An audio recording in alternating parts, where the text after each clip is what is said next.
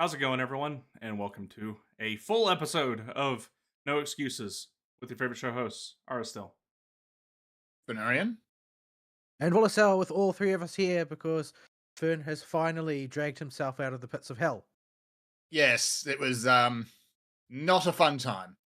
Yeah, we weren't quite sure all that was going on with your Hell March. All we got from you last week was just the Red Alert 2 music called Hell March. Yes, And that was it. which I think sums it up quite nicely. They're Soviet bears. Yeah, so Like become a Soviet. in space. You're all reporting. So remember when EA was good? Yeah, I remember when So, Red yeah, I ended Alert up- was good and Command and Conquer was good. I don't know about EA. I'm not sure they were ever I'm good. not sure what you're talking about. There was never a game at the end of that series that ruined it. I mean, That never happened. that was yeah, just after our Siberian Wars 3 and Red Alert 3. Nope, just series magically ended. See? Does EA carry the blame for Renegade, or was that Westwood still? That one might be Westwood. There certainly wasn't a mobile phone bastardization. That never happened. Find out. Anyway, if you'd like to get involved with the show, you can do so by sending us email at noexcusesvtw@gmail.com. You can follow us on the Twitter at noexcusesvtw, or you can join us in the Discord server, which you can get to by clicking on the link provided in the show description underneath the archive version of the show on YouTube. Yes. So yeah, I got stuck in a workhole, something horrible. I kind of jumped in a car 2 weeks ago and have only just gotten out of it again. Here. And yes, Renegade was Westwood's fault. They did that one. Yeah, okay. So they don't have a good record or a perfect record. I don't remember that one very much. I I remember don't think anyone remembers that much very much. I remember nobody playing it and forgetting it existed. I remember it looking horrifyingly bad, but like I was never I sort of missed the boat on Red Alert because I was playing, as always, I was playing Dark Rain, and that was not the right horse to back. But what I remember most fondly is still Generals, because it was just such a shameless, corny game that could never be made today. So let's just make something that's dumb and fun. I mean, people are still fine with demonizing the Russians, but you can't make fun of Arabs anymore, apparently, because it's Islamophobic or something. Yes. So yeah, I've just been working. But I'm out of the hole for the moment. I'm not sure how long it's going to last, but I'm out. Yay. So, Fern, you got a week. Yeah, I You played a have a couple of things during the. You have a few weeks. I do. So I didn't actually get to play a whole lot because again, work hole. But of all things, I sat down because it was cheap. I picked up Bubsy 4D because you know what, memes. Why, Because memes. And Bubsy? I'm actually surprised. It's not awful. Well, I mean, the thing is that the problem was never that it wasn't awful. The problem was that it always seemed insincere. Because, oh crap, Yeah. we need to have a fluffy animal mascot character platformer thingy. That's just Let's design make one by Sonic but committee. shit. Yeah. Sonic but shit is what Bubsy was back in the 90s. Bubsy Well, 3D. it was Sonic designed Yeah. by committee instead of by inspiration. Yeah. I mean, the first two games, we don't talk about Bubsy 3D, but the first two games had elements of enjoyable. But things like you're playing a Sonic style game with fall damage. I don't know who thought that was a good idea. A trap that if you get a single jump wrong, it just dumps you back to the start of the level. Because reasons. And then, yeah, Bubsy 3D came along and thought, here's a platformer. Let's give it tank controls. So, yeah, Bubsy 4D is actually decent. It's not, like, set the world on fire good. It's decent, it's competent, it plays fairly well. Remap the controls for our own sake. It is functional, but soulless. Yes. So it basically sits there and rips itself apart in terms of its satire, but it is very zoomery in some cases, except for Bubsy himself, who is very millennial. So Very, very like self-deprecation everywhere. so just sort of like sad and pathetic and neurotic. Like, I Yep, don't- exactly. He's old. He knows he's old, but he's still trying to stay relevant. That's kind of the plot. And then the woolies come again, and they turn their sheep into cyborgs, and now suddenly their wool has been stolen. They got to go get back. There's the plot.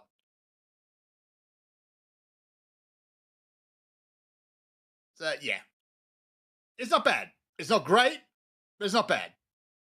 Not bad is actually quite a step up for a Bubsy game. So if you're into platformers, especially when you get into the time trial modes, they can get incredibly tight to run through the courses in those times. Those are actually a real challenge. So you're not wasting your time picking this one up. Just be prepared for, cringe riding.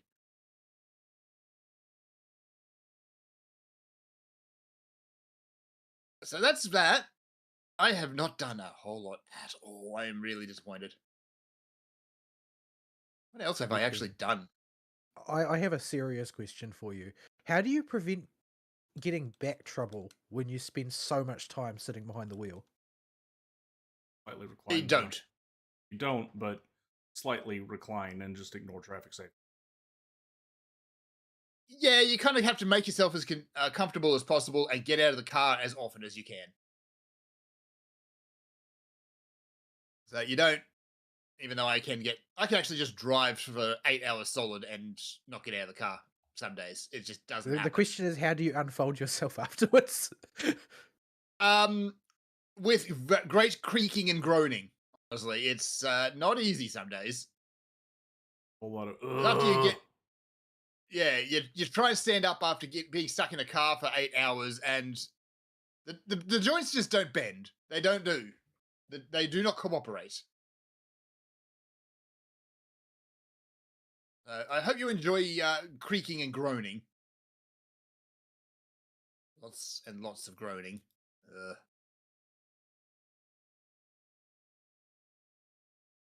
I don't have to drive nearly as much as I used to, but still have to drive a good bit. Yeah.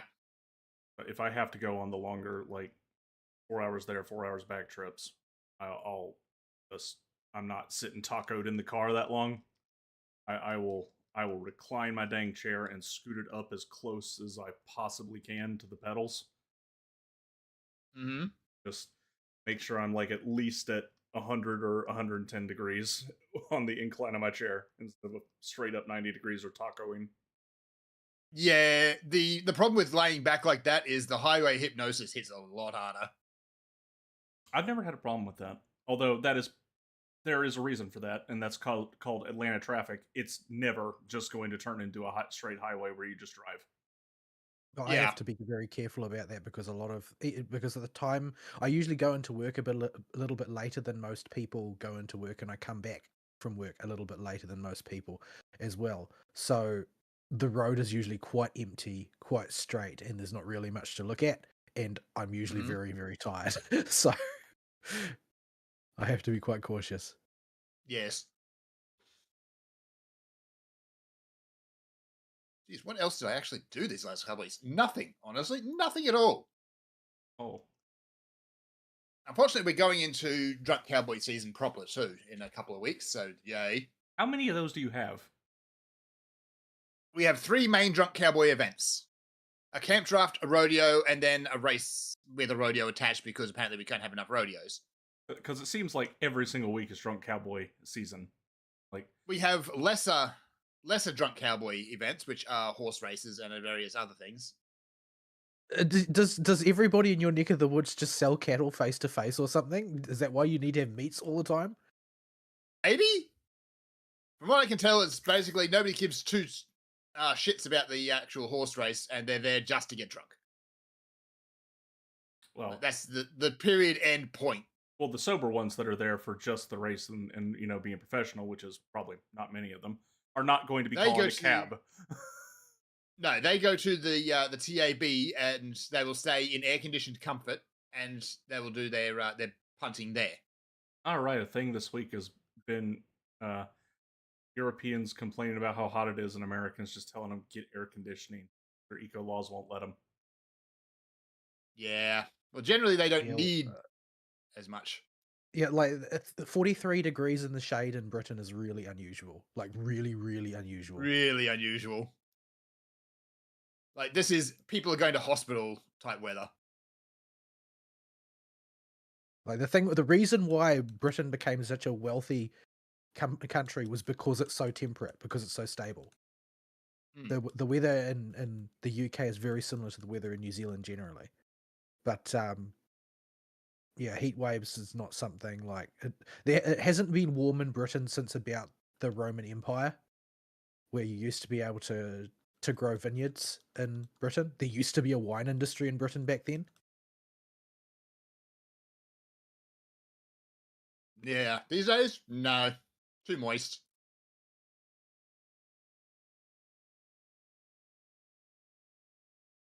Which is actually something I did do. During the small times I had downtime, is sat down and started to catch up on watching Clarkson's Farm, which I highly recommend to I, anyone. I hear you got diagnosed with prostate cancer or something recently. Yeah, he did, and that's actually in the latest season. That's getting everybody, man. The old butthole cancer. Yeah. Yeah, I mentioned it last week. The last big Yu-Gi-Oh creator that I followed got it. Got by it. Yeah. He's Yeah, it's a very common cancer. he didn't make it. He passed away last week. Or Mm. Mm. I mean, I suppose it's a question in the West. Typically, it's a question of whether you get got by heart disease or prostate cancer if you're a man. Yeah. Those are your options. If you're really unlucky, you'll get, bowel cancer or pancreatic cancer or something.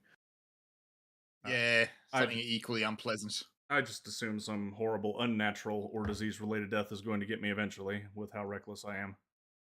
If I make it to 65, I'll be surprised.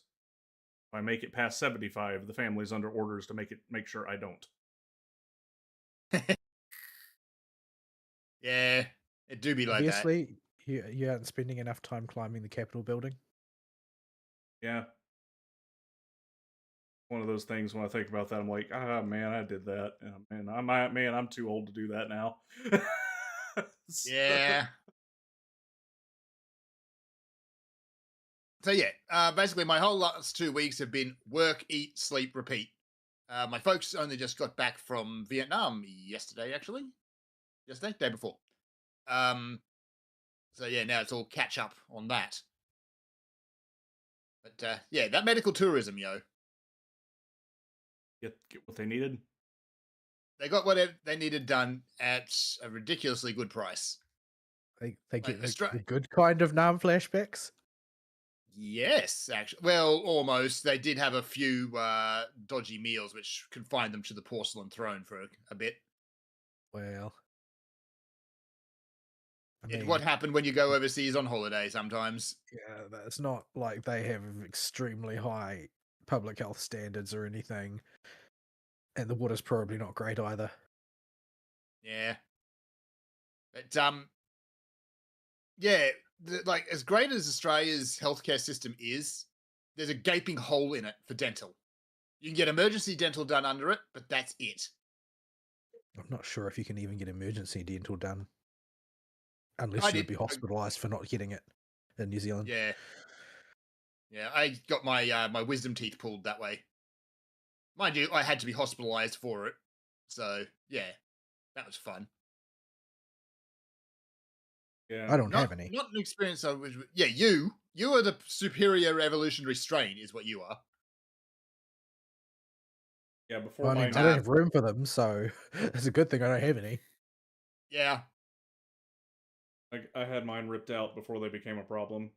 The dentist took a look at the X-rays and like, yeah, that's going to be a problem. We're just going to take those out now.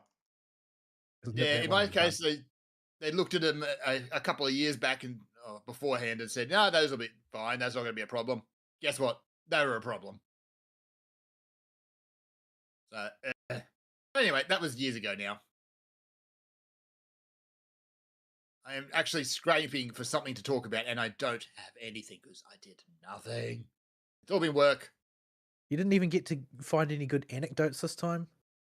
No, it's been boring, stupid work or people What is the pooping point of themselves being a work. taxi driver if you don't get cool anecdotes out of it? Most of our anecdotes involve poop, and you don't want that I mean, Or there. drugs?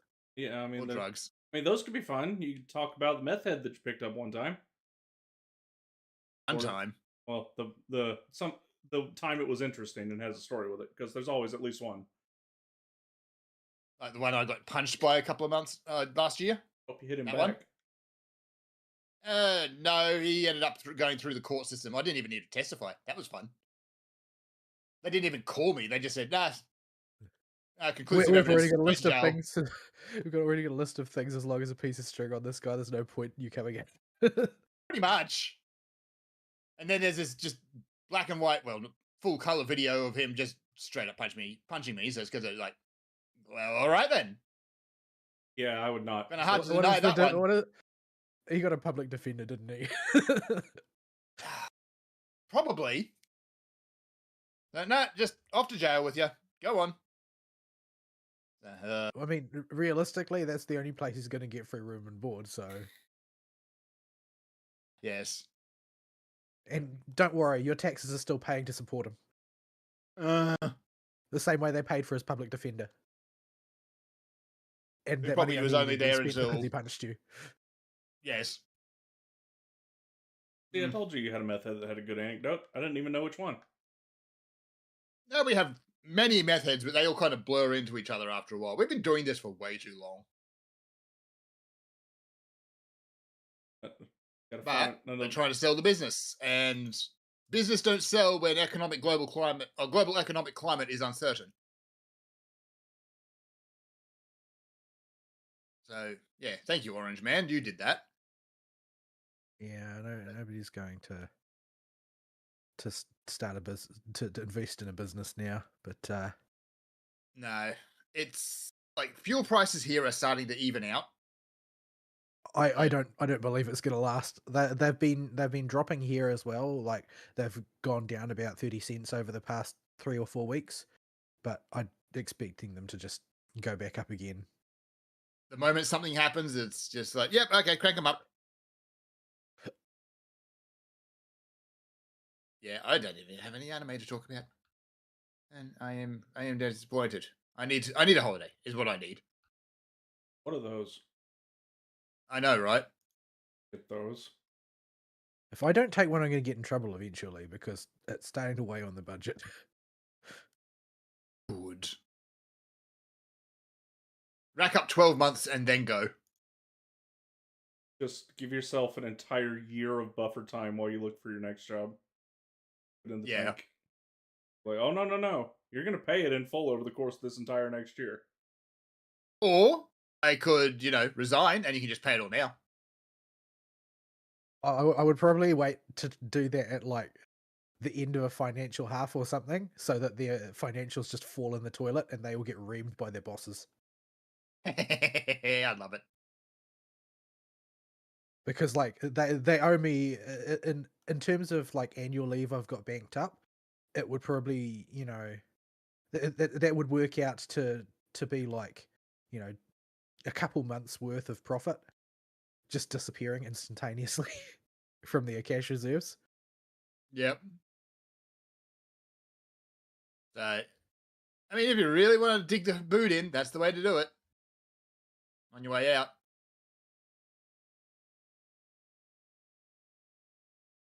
I'm going to leave my week at that because I didn't do anything. It's all been work. And it's boring. That said, I'm angling to get a couple of weeks off soon, TM.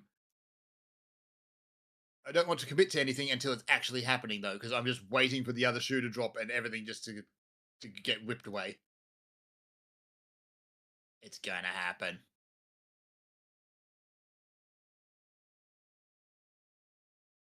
Well, what do? What Oh. do? Oh no. Before we jump It into do? Falls Week, because that's going to be mostly gotcha stuff. Get the single player stuff out of the way because I'm rushing Hmm. at the last second, and you can actually onto some of this. So first, Fern, you haven't been here when I've been talking about it the last couple weeks. Have you played the Ninja Gaiden games, the Xbox one? Like way back when, maybe? I think I played one of them briefly. Yeah, the original 3D ones, not the OG NES series. Back when the game would just punish you just for looking at it funny. Yeah, that one. Yeah, The one that's job is to kick you in the nuts over and over again. because it feels like it. So I've been going through a micro project of playing those in the background because they're not very long. They're just really mean. Yes. It looked more like jank than mean to me. So I mean, yeah. the first one is Turbo Jank. We talked about that one last week. Like I can't, unless you are going back to the first one to go back to it because you remember it and you're like, okay, I kind of wanna remember what I thought about this game a bit more and get it back in my brain and experience the ghost fish again for whatever reason. I would not play the first game.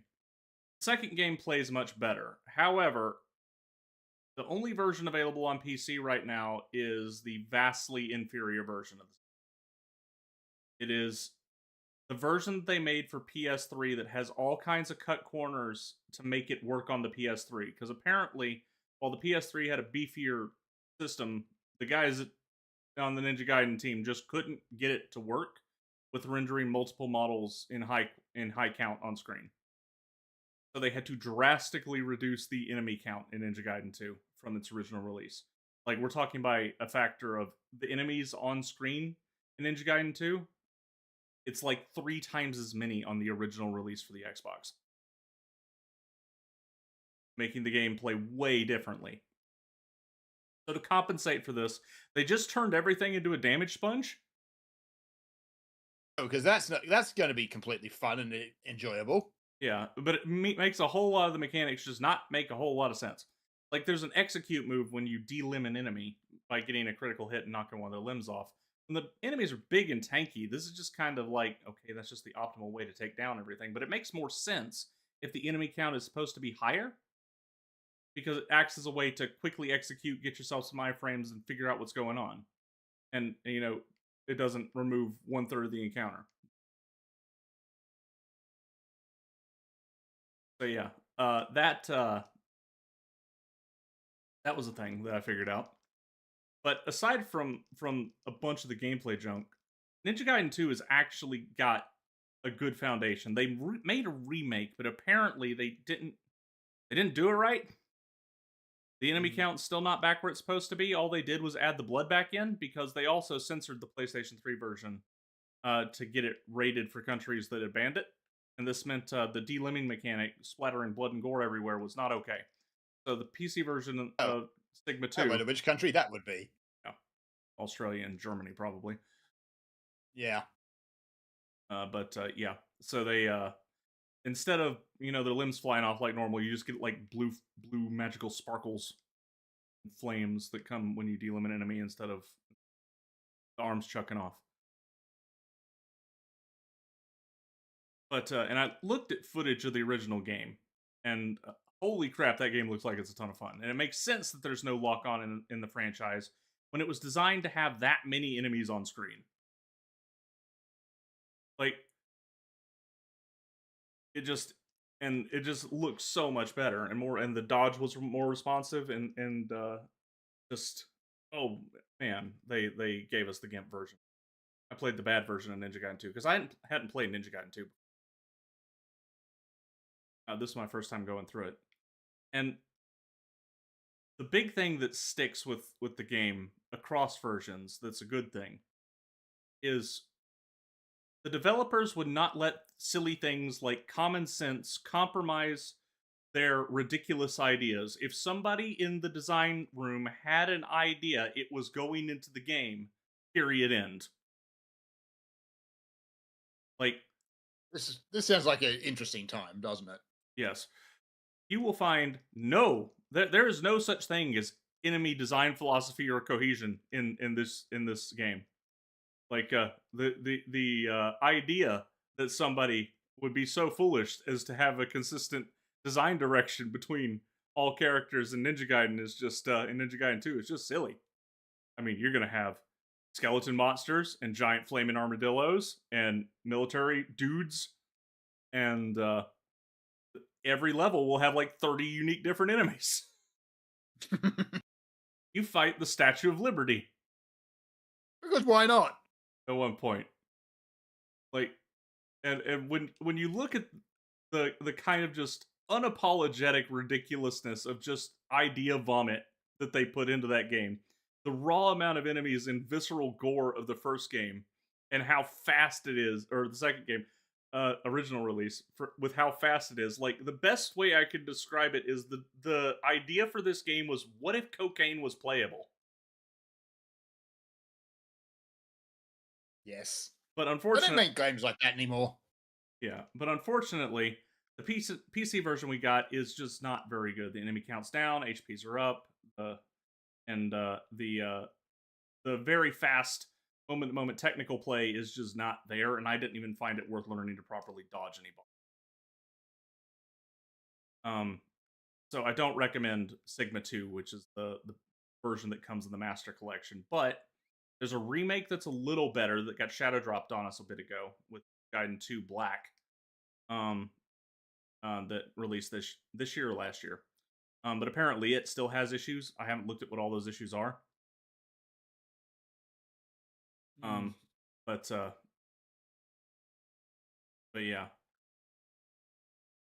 And that's where we're at with that. Ninja Gaiden 3 had an infamously troubled development cycle, with the base release of the game being one of the worst games releases of all time for the PS3 era.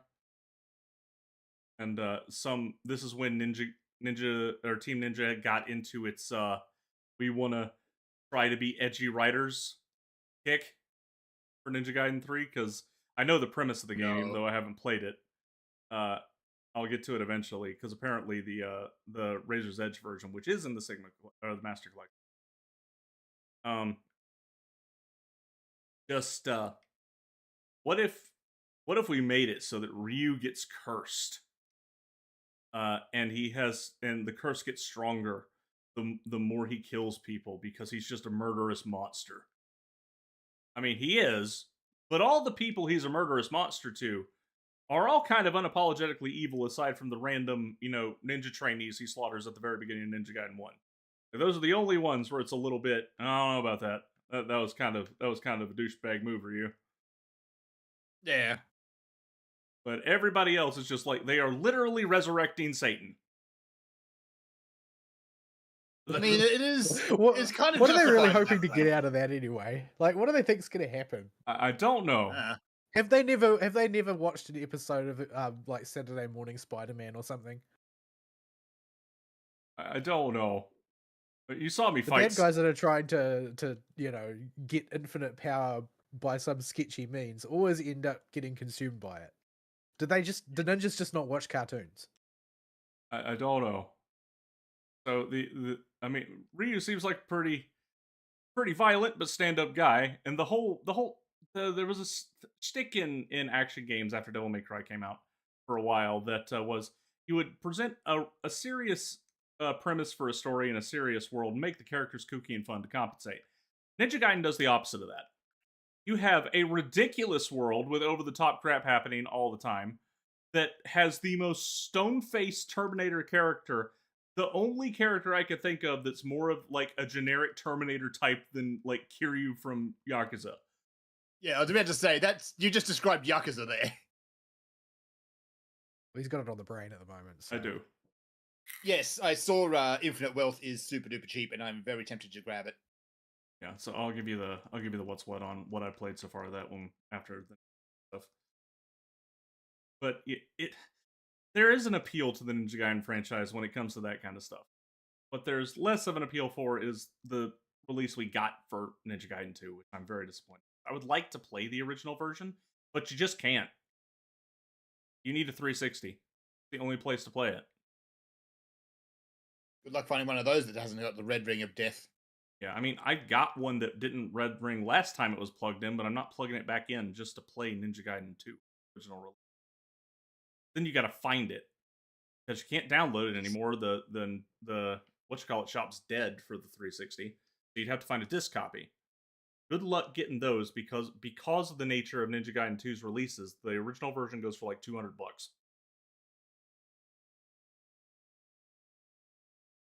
So, bit unfortunate there. But there is a shell of a good game in there. You can just feel a lot of bad decisions from that they made when they censored and ported it.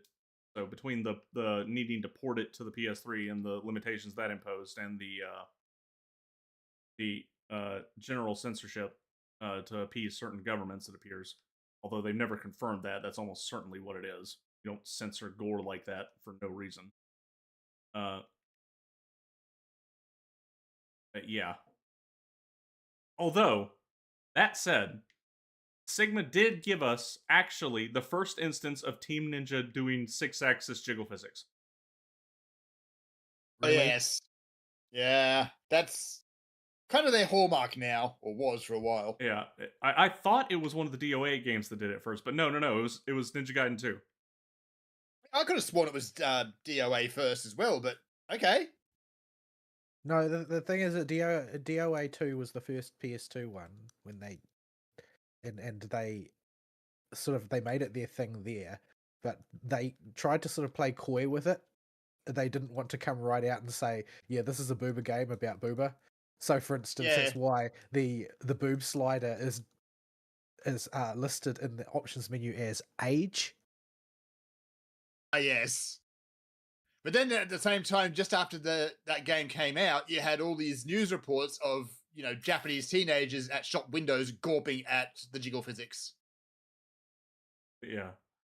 So That was a whole thing. So yeah, the 6-axis jiggle physics, where you got because jiggle physics has been around forever. They went over ham with the 6-axis controller jiggle physics in this game because they really just wanted to try this, I guess. If you just kind of wiggle the controller a little bit, what's a good way to describe this? Helicopter? Yeah, pretty much. So,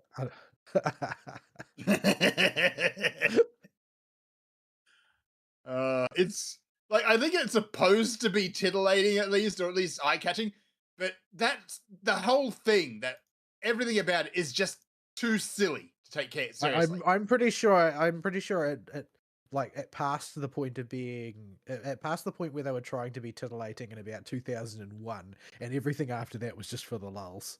It's like, yeah, if you're a developer working on this, like, even if you are the most booba man of all booba men, while you're developing this thing, your initial thoughts might be boobas, and then the second you start programming it and seeing what your developers come up with, you're like, oh man, this is hilarious. Yeah.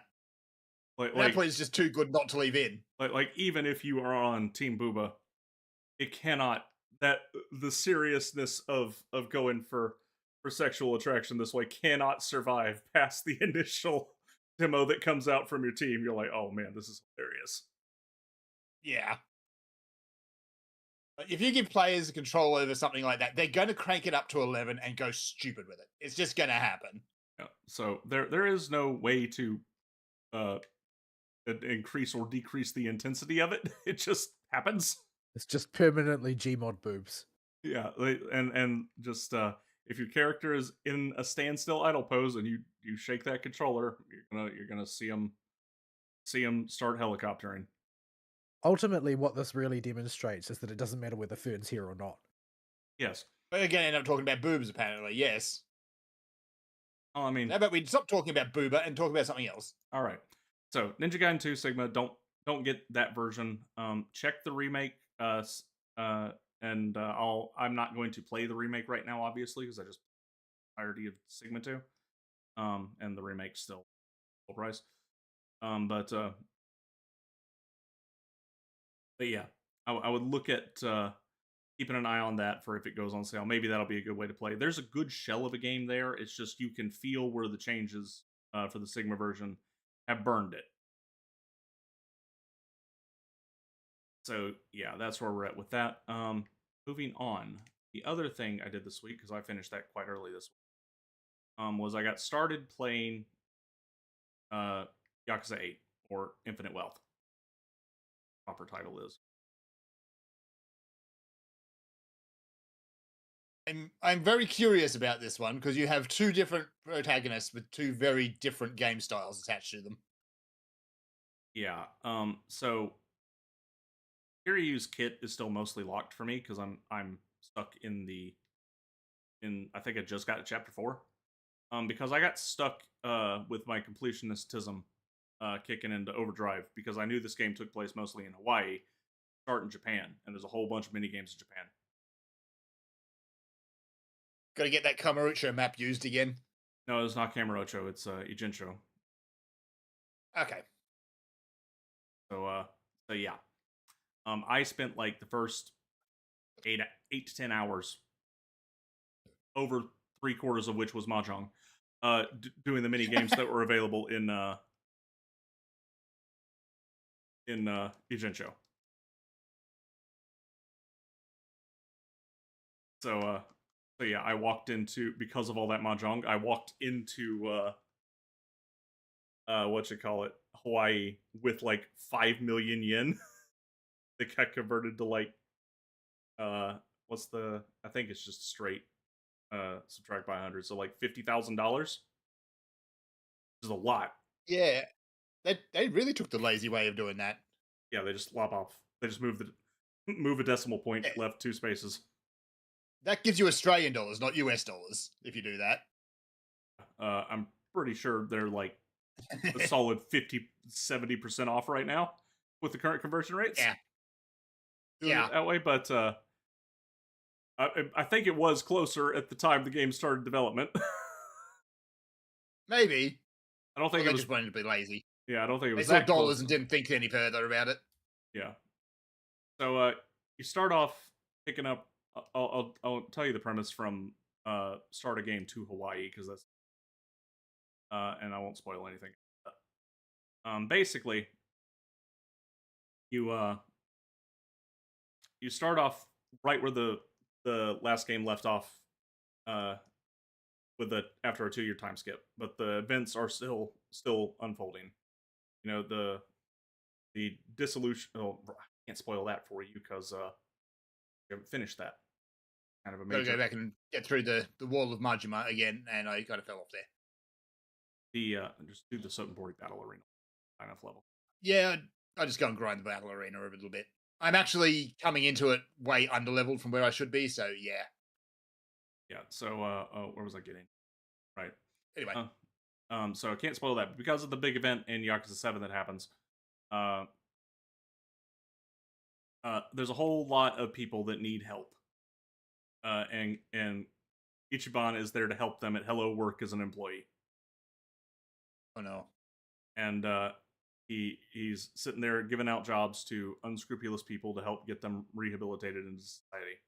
And it does a good job of showing that he genuinely is into this as his main mission. Like he wants to go through with this and really help these people, and that's all nice and everything. Until one of these jobs involves helping your cop friend Adachi, now ex-cop friend, he's with the force, running a private security company that comes and finds holes in other people's security so they can fix them. So one of the Yakuza he hires as a or ex-Yakuza, he hires as a faux thief, somebody that goes into the establishment and steals stuff just to show the holes in the security and how that even the cameras didn't catch him. Well, the cameras may not have caught him, but people with cell phones did. And some little douchebag VTuber gets her hands on the footage and just blasts Ichiban and his buddies as horrible, evil thieves. Gets him fired from Hello Work.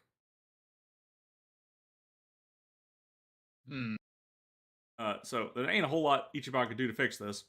So while he's trying to figure out what to do, he winds up raiding the Seiryu HQ again because of reasons, and meets with because he's bored. Yeah, because that just seems to be his lot in life, is to raid that building.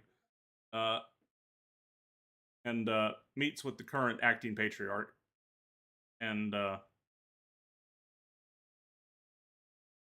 they have a nice little chat, and like, hey, look, you know that dude who was a problem for you at the end of Yakuza 7? Well, we're gonna retcon some stuff real quick to make it so he didn't actually murder anybody that was important to the plot. In cold blood. And he's working for me now. How did he get out of prison? Don't worry about it. But, oh, by the way, he knows your mom, and she's in Hawaii, and your mom wants to meet you. And here's her address on an envelope. I don't know about this, Mr. Patriarch Man. Don't worry about it. Just go to Hawaii. Ichiban's, of course, Ichiban about it. And a complete doofus. And he goes along with it. Now he's in Hawaii to find his mom. His mom is actually in Hawaii. That part is true. But he still hasn't found her because when he lands in Hawaii, the first thing he does is take a shady cab from the first guy he can find that speaks Japanese. This gets him almost robbed, if not for a small paraplegic boy he helped on the airplane, busting him out and telling the cops that what really happened, which, if you're playing in Japanese, is some incredible English. And, while I am normally an advocate for at least giving dubs the shot in games, Yakuza 8 is where we get Yang Yeah. So anybody that might be considering playing Yakuza 8, I'll warn you, that ain't Kiryu. He's just not Kiryu. They had a good English Kiryu. I've heard the clips from his boss fight in 7, and it was the original Kiryu from Yakuza 1. And he did fine, but he's white. Oh, right, because this game was being made during all of that nonsense, wasn't it? Yeah. That was the whole reason they cast Yongye. Because they wanted to do the influencer casting thing, but they needed to find an Asian. Yeah, he's not Japanese. And but yeah, but Asian all Asians apparently are the is. same. All Asians are the same to leftists. Like they don't make any distinction between them. It doesn't matter Yeah. whether you're Japanese or Korean or Pakistani. Like they're all Asians as far as they're concerned. Technically, that includes Russians too. No, they get a special Yeah. designation. In modern parlance, it stops at Nepal, I think. Yeah, I think it does. So yeah, I do recommend the Japanese in this one just to avoid Yang Yeah, because that offends me on a primal level. That they cast him. Also, he's terrible. Yeah, he's terrible. Especially compared to the previous Kiryu, who they fired, just to hire Yang Yeah. Yeah. I'm pretty sure there's got to be laws against firing somebody over the color of their skin. But there definitely are, but they're not going to be enforced in California. Yep. Acceptable targets and all that. So yeah, that is not the only reason I recommend the Japanese, though, to avoid the significantly worse Yang Yeah and his terrible karaoke. Breaking the law, Aristiel. There is somehow, some way, Ichiban is able to find people in Hawaii, and everyone he finds just happens to speak Japanese. Now, this isn't totally unheard of for there to be a lot of people that speak Japanese in Hawaii. That's apparently pretty common there. But everybody he talks to can speak Japanese? Now, okay, so there's a real question here. Like, does everyone he meets speak Japanese, or does he just believe that they do? It is an important distinction. That's a good question. It could be his schizophrenia has developed the ability to auto-translate English into Japanese for some people. It's possible. I mean, it seems to be capable of rather a lot, TBH. Yeah, so we don't He's actually able know. to completely substitute realities. He's, yeah. So, in addition to that, you do hear a lot of English though. And when you first boot up the game, I was like, I'll pick Japanese. Why is it in English? No, no, no. Just a bunch of the characters in Hawaii just speak English, even in the Japanese dub. But most of them are voiced by Japanese actors, and this is effing hilarious because you get nonstop English all the time. I love English. It's so great. They tried to get people that had authentic English accents for the characters that exclusively speak in English, but the ones that are dual language, oh boy, we get some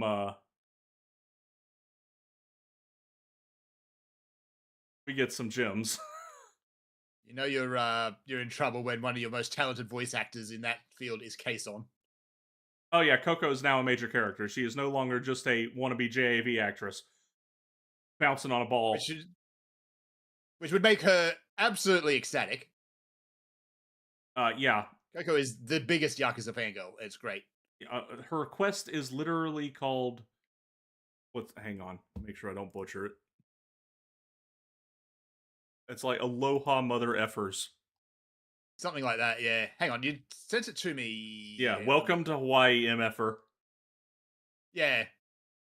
And she has all the Coco Kason ticks that she had with her vocal the whole time. Like she is not playing a character, she is Coco. Yeah. Like, girlfriend even mentions that she's from Georgia.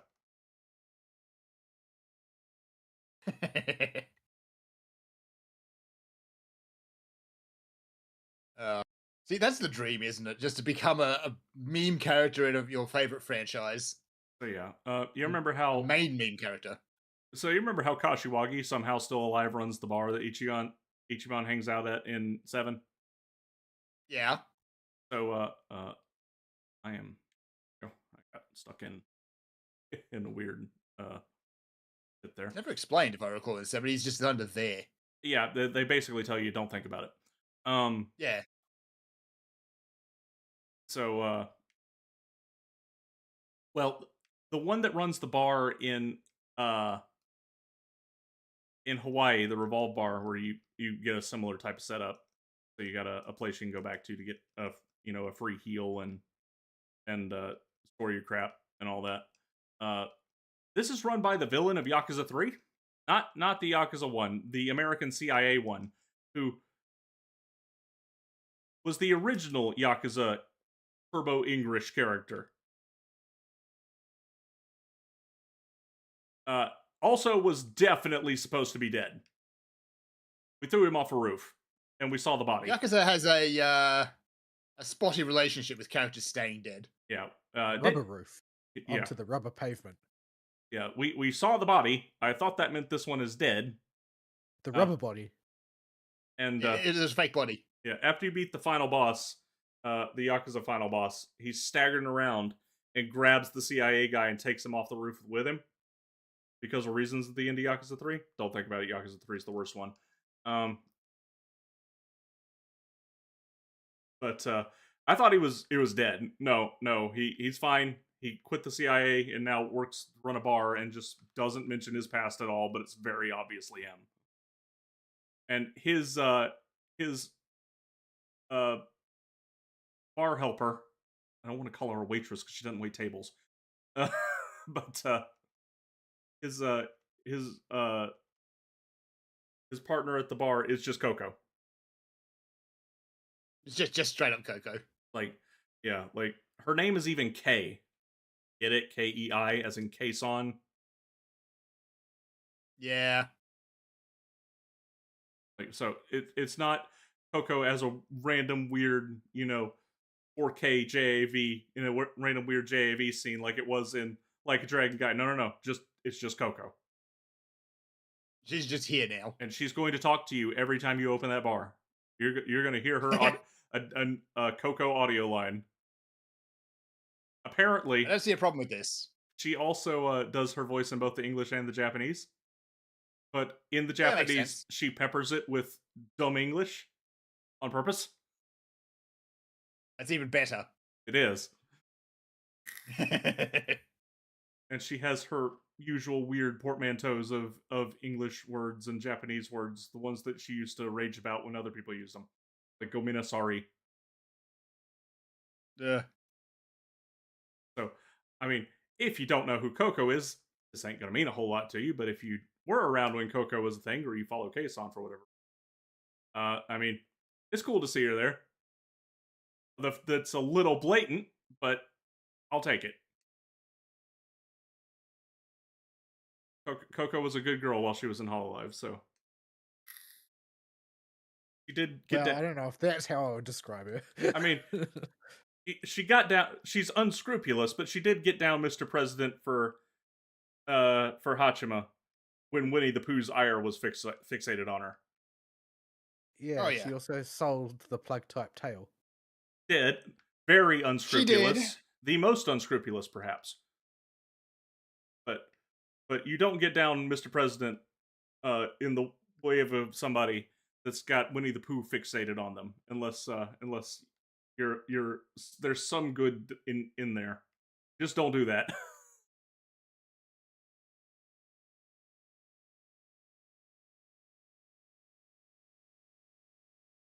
No, yeah. But yes, her unscrupulous side was out in the Gaiden game that showed what Kiryu was up to before the start of this game. And her unscrupulous side was she got to be a hostess girl in the last one as a different character that was just a JAV girl with as much of Coco as they thought they could get away with. And she was one of, I think there were 4 or 5 of them in that game, because Kiryu's always got to have in his games that are his alone. You got to have you could call it the Gunner minigame, but in reality, it's so dumb that it just is funny. So she was one of the girls on that. Also, that stupid minigame is the entire reason that game is like 50 gigs. Apparently, those stupid JAV videos, whenever it goes live action in that minigame, eat like half of the file size. Because they're full 4K videos. Oh, yeah, that would do it. 4K is great until you need to worry about disk space. Yep. So yeah. Good old Coco. All right, so the premise: he gets to the island, he almost gets robbed, but he kind of gets a feeling the guy robbing him didn't really want to rob him. Kind of felt like that guy was forced to, and he's proven right when the guy's boss, ex Yakuza that got kicked out of the Tojo clan forever ago and remade himself in Hawaii, shows up, and I like this guy. His design is really good, and this is Yamai. He's always cold, so he wears this big honking oversized thick coat over his shoulders, but not on his arms because he's too cool for that. And in Hawaii, regardless. See what you did there.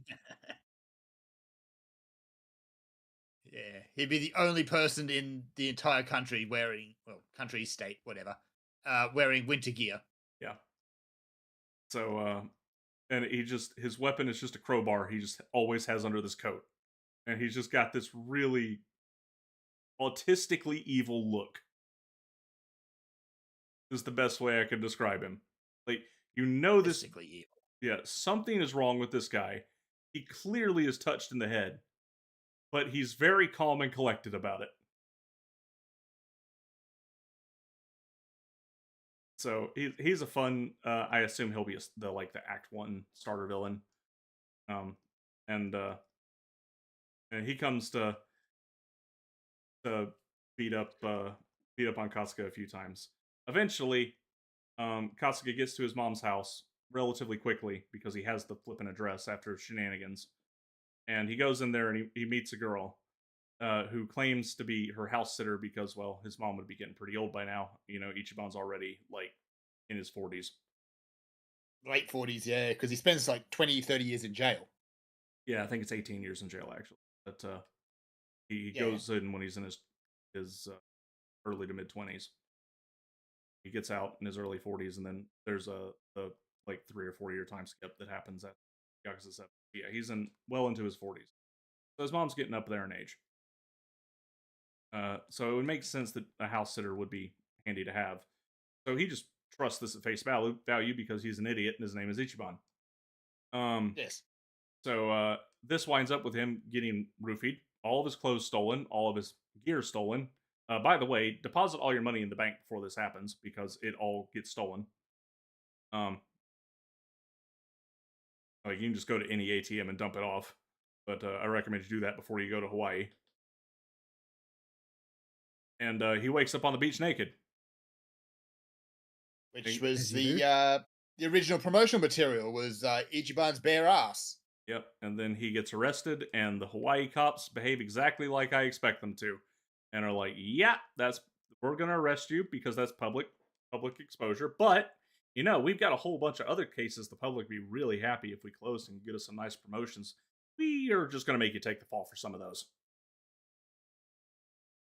and we're just gonna Sounds about right. keep you locked up here forever. Because not like you got a passport or anything. So good old corrupt cops, and so Ichiban's kind of cuffed up and can't do much about this right this moment, but he sucker punches the cop with his head and then bolts with them chasing him out the front door of the precinct. He bumps into Kiryu in Hawaii, who is here because reasons, and Kiryu helps him escape and get the cuffs off and get a change of clothes. And now we have Kiryu, who is also looking for his mom for some reason, but we don't know why yet. That is where the story is at. So that's mom hunting, right? Yeah, that's the main story. That's not what you're actually here for, though. The mini games of the sub stories so far. In Japan, they're all your bog standard minigame fare. You got basically everything other than the gambling den and the batting centers up there. I'm kind of glad they got rid of the batting center. I was getting tired of it. All just memorization. I hope it doesn't come back. But the big one in Japan to complete, if you want to do all the completion stuff before you leave and go to Hawaii, is Mahjong. And you have to win more than is sane if you want to complete this early, because you need a minimum amount of money to win at all the tables. Because the minimum bet or the minimum buy-in for the last table is like 1,000,000 yen. Eesh. Now, I did not have too much of a problem with the AI this time, other than, sometimes they just get god hands and you get shafted. That happens. But I was able to outplay the AI consistently this time without feeling there was too much BS going on.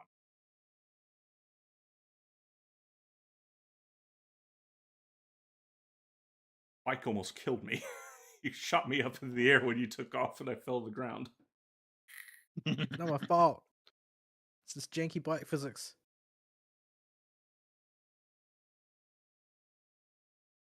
So yeah. If you don't care about completion or are okay with doing it later because your OCD is not going to drive you nuts, wait until you get back. Because already you start making more money in Hawaii. And if you want to learn a gambling game just to make money in the Yakuza games, learn Koi Koi instead.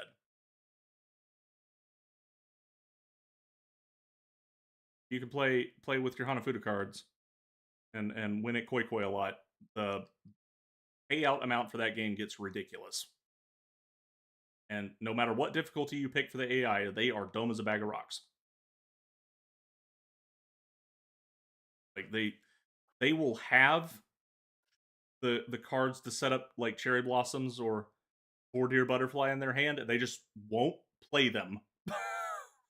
And will just throw a random card onto the board instead of taking something. Oh dear. I'm not sure why the AI in Koi Koi is particularly drain damaged, but if you want to make money, that's how you do it. Early on, anyway. I have not unlocked the obligatory signature minigame. That is the one that, like, the business minigame in 7. I found the Can Quest equivalent minigame, which this time you are I think Conquest is back in the game, but it's like near the end of the game you can do it. Just because they didn't want to throw the whole mini game out and they'd only done it once. But its replacement in Hawaii is Crazy Delivery, which which is very much like Crazy Taxi mixed with Uber Eats. In that you drive around and you pick up food that's just floating in the air, arcade style, because we're going full video game for this. And there will be people just scattered around that want food, and you have to do tricks to get a trick multiplier applied while you're collecting the food. And then you break in front of the people, and if you have enough food of the type they want, you'll automatically give them the food, and you'll get points based on how high your trick multiplier was when you gave them the food.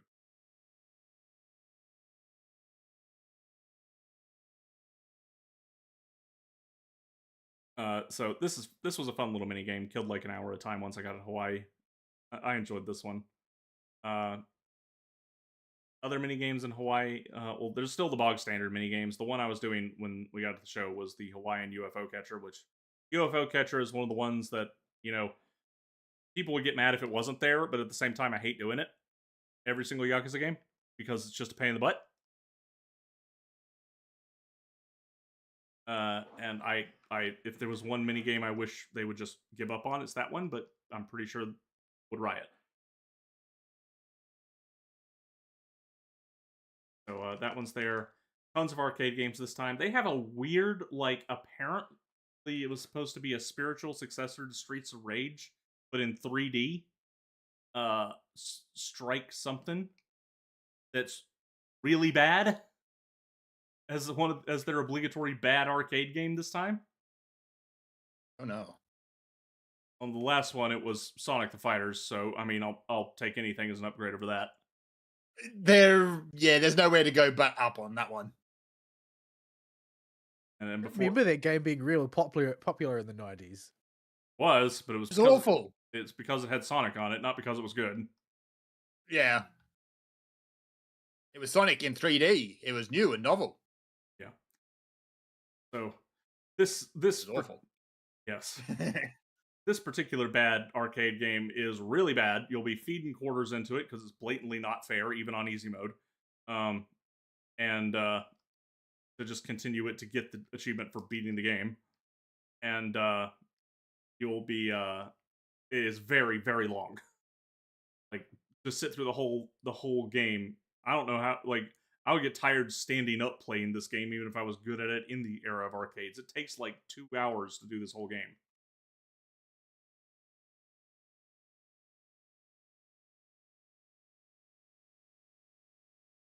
So yeah, not a super big fan of that one, but they do their one bad arcade game okay. They have, for their good novel game, they have finally, after much fan request, put in Sega Pro Bass Fishing. Ah, I see. The original arcade one. The whole game's just there. You just play it because it's there. You know, the completion metrics for it aren't bad at all. It'll take you like 20 minutes. But if you want to go play some Sega Pro Bass Fishing, I mean, the whole game's there. So yeah, that's there. I haven't played the other arcade games because they're at the Hawaii arcade, and I just got to the Hawaii arcade. Getting the UFO catcher out of the way before. Karaoke's back. They seem to have a huge collection of karaoke songs from across the various games. Some are very clearly ported from lower quality recordings because they pulled their entire log of them out. If it's been recorded for the Dragon Engine, probably is in the game. And one cool thing about the karaoke thing is after you do karaoke once, you unlock the radio. And you unlock all the karaoke songs for the radio, and you can run around like it's Woowa on your Segway because, you know, Ichiban's not cool enough to get a skateboard like Yagami. And listen to the radio with all the karaoke songs.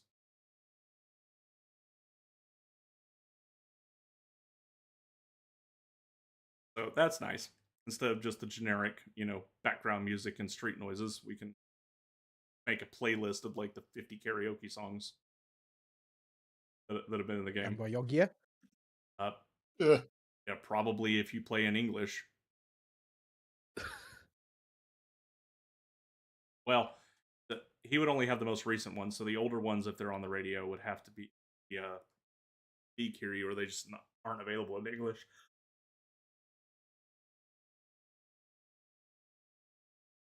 So yeah, I'm actually going to pull up a list of this, refresh my brain on it. Because as with all these games, I don't like read it religiously while I'm going through the game, but I do keep the guide handy, so I can make sure I'm doing everything. And sometimes there will be like some esoteric trigger for something, like you'll know something's there, but you're not sure how to get it to work. So having Siric's Game Facts Guide or Neoseeker Guide up is always handy. I have the Game Facts one marked. I do this for all the Yakuza games because all like this. So much stuff. Yeah, the sub stories so far have been pretty good. Much better than the Gaiden ones. That game was just the biggest cash in of all time. Like, we just need to make some extra bucks because we overspent on for infinite wealth. Yeah. So you got like one. What are some ones I did recently? There was one that, as a trope in these games, Ichiban gets caught up by a director of a movie, and this time it's not a movie. This time it's a TV station. I think Woo just crashed on me. Oh no! A fatal error. Do that. UE4 game engine has crashed. Crashed in a long time. UE. Did kind of land the bike at an awkward angle. I wonder if it got mad at me for that. The bike's physics are special. Questionable. Yeah. So you meet this producer for a TV show, and he's like, "Hey, you're Japanese. You could be in my Japanese special show." The dude is just a turbo weeb. He's like puts Ryan to shame from the Judgment series, and Ryan was already a mega weeb. But this guy's got 2 tattoos on his arms, and I went and looked up what they say. They read mosquito coil and parent-teacher conference. That honestly sounds about on brand for such a person. I approve. And he will take you around Japan and present you with many options. You can experience the wonders of the cuisine of Hawaii, or just eat rice. And because you're a Japanese man, you have to pick the rice and give up, the delicious mahi mahi or Chilean pig, Chilean pork. No, you just get rice. You just get rice. Like a squall comes in and it starts raining. You have the choice. The correct answer is to pick the stupid bucket hat instead of the umbrella that you're allowed. Wait a minute. Are we being racist? Yes. Yes. The game is, or this guy is straight up being racist. Yes, but he is a loving racist. This is an interesting phrase. And that he loves the Japanese people a little too much. But he's also a complete idiot. Yes. And he's... I mean, these are just things he thinks Kiryu would not Kiryu, Ichiban would be all in for, because obviously he's Japanese. And this stuff's just hilarious. The whole that little quest line. There's one where Nancy, your crawfish, comes to Japan with you. It stows away, and it finds what? How? Don't worry about it. Because you were naked. Don't worry about it. Well, you drop her off at Revolver first at the bar before you get naked. You drop a crawfish off at the bar. Don't worry. After convincing the bartender not to eat her, Nancy just gets to live on the roof in a pot. And she's a crawfish. She doesn't live for like 3 years. Don't worry about it. This is an unnaturally preserved crawfish. Yep. But we need to have Nancy involved in the quest. So the localizers got to this one apparently. Because the quest is supposed to reveal that Nancy was a boy the whole time, and they had just assumed she was a girl, or assumed Nancy was a girl. Because Nancy gets a girlfriend, a hermit crab. Okay. The English subtitles make no mention of this, but apparently in the Japanese, it's pretty explicit that Nancy was a boy the whole time. How do you even tell with a crawfish? You don't, until it starts laying eggs. But Nancy wants a girlfriend, so you go and you get you take Nancy on an adventure around town to help it hit on this hermit crab by going out and like finding flowers and beating up people that are trying to steal the hermit crab's jeweled shell and stuff like that. And eventually, you get them to work together as pound mates, but they cost like $5,000 to summon, and I ain't pushing that button because I ain't got that kind of cash yet. Right.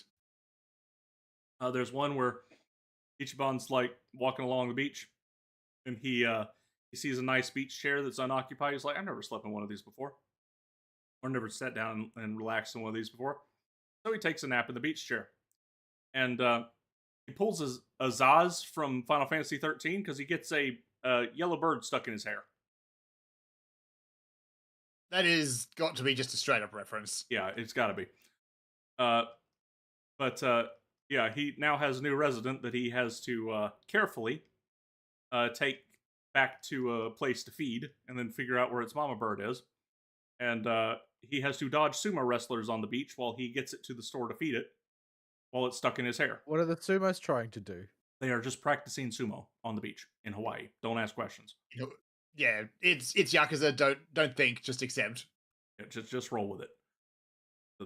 Just roll. That is the motto of the Yakuza franchise. Don't worry about it. But I'm afraid that all of my just roll with it was used up by the pornography hero. Don't worry about it. That one you don't need to roll with. You could be outright confused by that one. And disturbed and terrified. Yep. And annoyed because that stupid thing has way too much health. Yeah. So yeah. You go through. Ichiban names the little bird in his hat Joseph, and so he takes Joseph around looking for its mama, finds its mama, beats up the poachers that were trying to get it because apparently this is a baby golden parrot and they're incredibly rare or something. Don't think that's a real bird with that kind of plumage, but okay, we'll roll with it. And you adopt it as a pet, and it hangs out upstairs in the bar with Nancy and Olivia.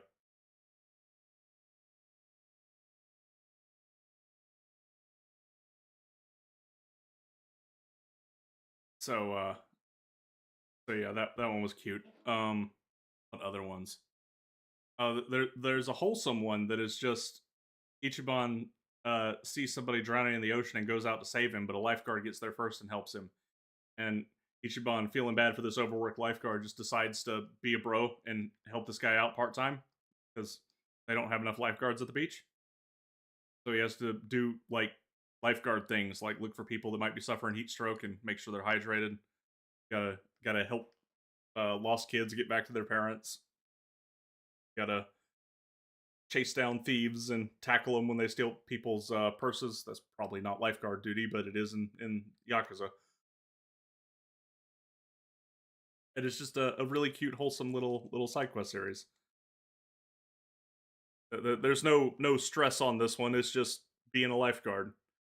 So there are at least a few grounded ones here.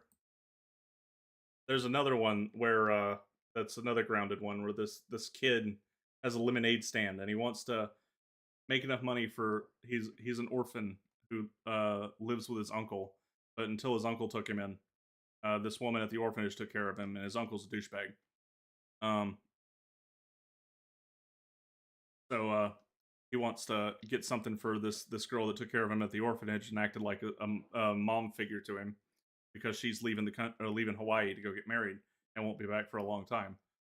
So to get enough money to get her a gift, he's doing, the typical little kid stereotype of, you run a lemonade stand or something.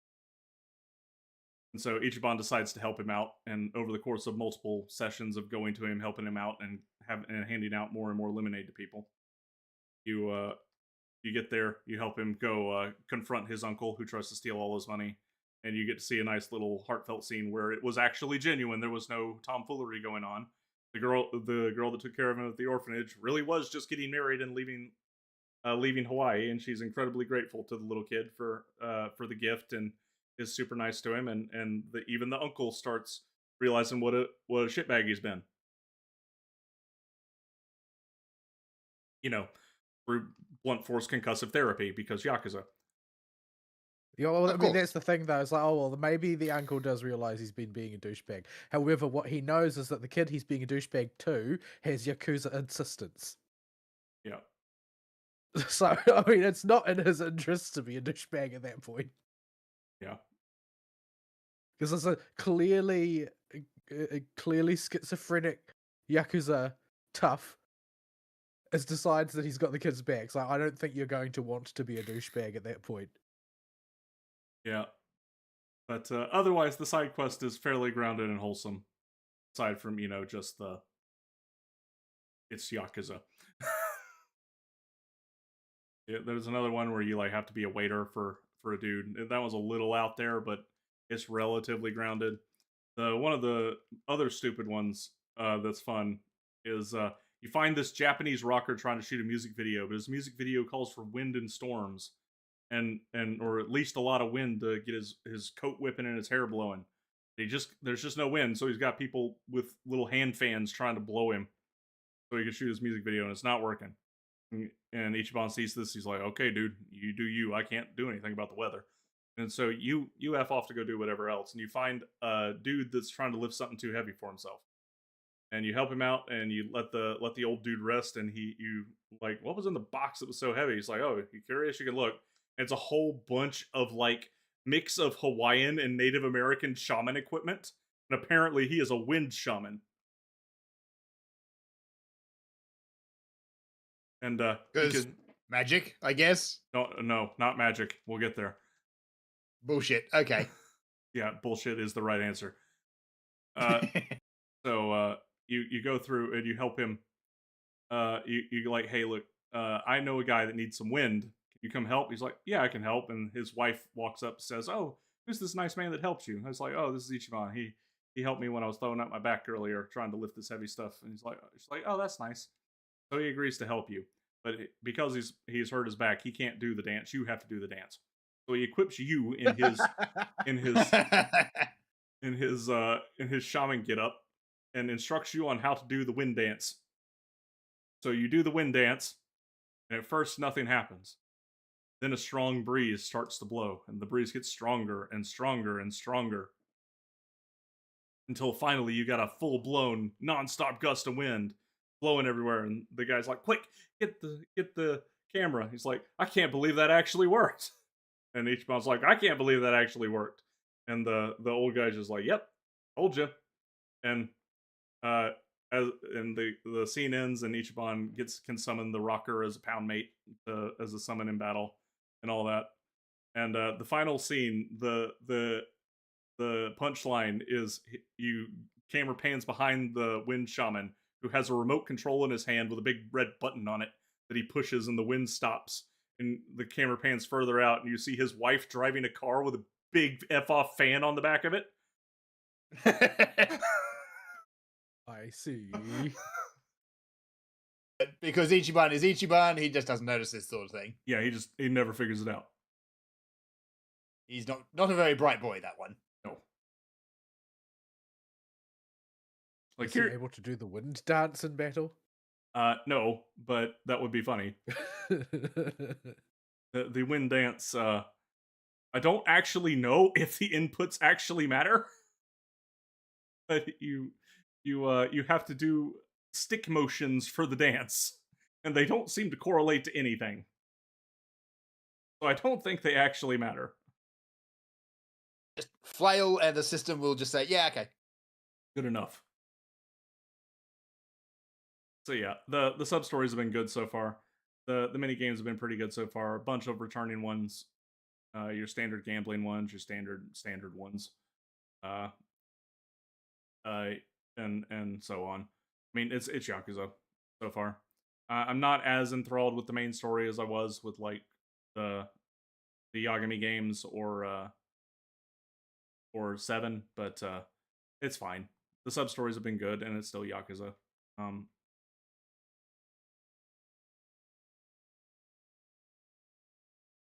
so yeah, I think that's where I'll stop with the spoiler talk on it. Going any deeper on the main story, not that I'm much further than that.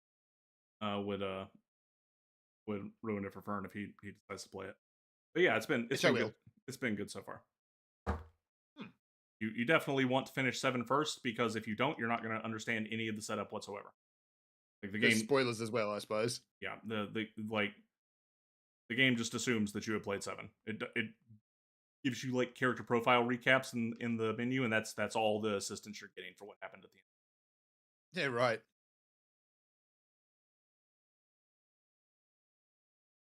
Here, I'm trying to talk about Yakuza. Up on me.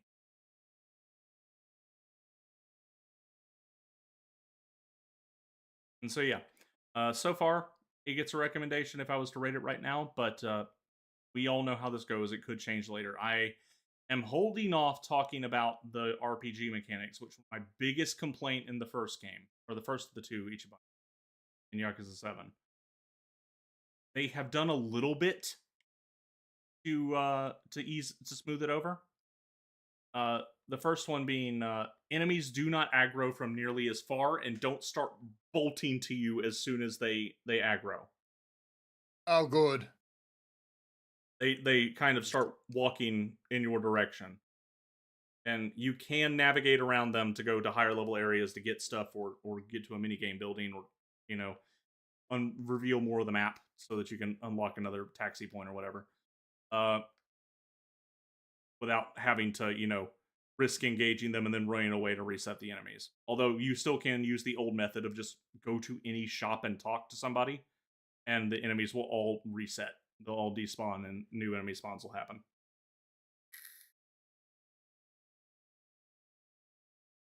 So yeah, that's where we're at with that. For the actual in combat stuff, combat feels a little bit faster. It could stand to be even more faster. Um, the fact AOE attacks just cost way too much for dealing with trash. But I did notice that I finally got some enemies into the blue range of levels, because they go you'll see an icon above enemies' heads that'll tell you how tough they are. Red if they're at your level, uh, or it's red or yellow if they're at your level. Purple if they're a little bit above you. Um, there's a big F off color with a big old skull icon if they're more than like 12 levels above you. Um, and but if they're like 10 levels lower than you, they're blue. And I have not encountered very many because I just got to like level 18. Lowest level enemies in Hawaii are level 8. They just started showing up. But if you engage them in combat, what'll happen is you'll be given a prompt at the start of battle to hit left trigger, and it seems to just prompt Ichiban to do an insta kill attack on them. Right. So that's where we're at with that one. Also, before you play the game, just like in Gaiden, you want to do the thing I do because I'm OCD in case the games do something. Most of the time, it's not worth it because this doesn't matter. In this time, my OCD paid off. It saved me a whole lot of time later. You will get to Hawaii, and Coco will introduce you to the Aloha Friends app, which is a magical app on your phone that just by saying aloha to somebody and making the weird aloha hand signal, you'll add them as a friend on this app automatically. The app just knows. Right. And you can there are 200 random NPCs you can aloha to. And the more you pass by them repeatedly, the more you can keep alohaing to them and build up your friendship more, because that's how you become best buddies with people in Hawaii, apparently. Okay, so these people are just randomly walking around, are they? Yeah, so if they have the app on their phone, they'll have a little icon next to their face. And if you aloha at them, they'll become your friend. For some of them, you can't just aloha at them to get them to become your friend. You have to talk to them and either beat up the bullies that are being mean to them and rescue them, or if sometimes you've got to give them something. Like you'll find a kid at the arcade that wants a figure from the UFO catcher, or you'll find a dog that wants food. A lot of dogs that want food. So So the dog has the app yeah, on its phone that it has? yep. Okay. Don't worry about it. Does the pornographero have it too? No, he's in the Suji deck, so he's a Sujimon. It's all too hard. If it's too hard, you're thinking about it too much.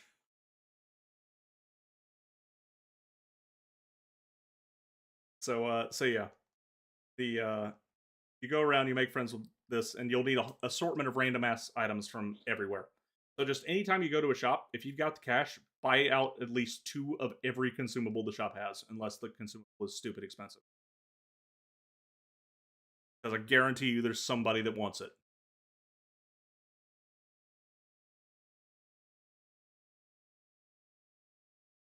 And so yeah. Also, I mentioned it before, but you do get a method of quote fast travel unquote. It's not as fast or as cool as Yagami's, which was the skateboard, and you could do all kinds of drunken shenanigans on it. As in, you couldn't drive that thing while drunk; you would just crash.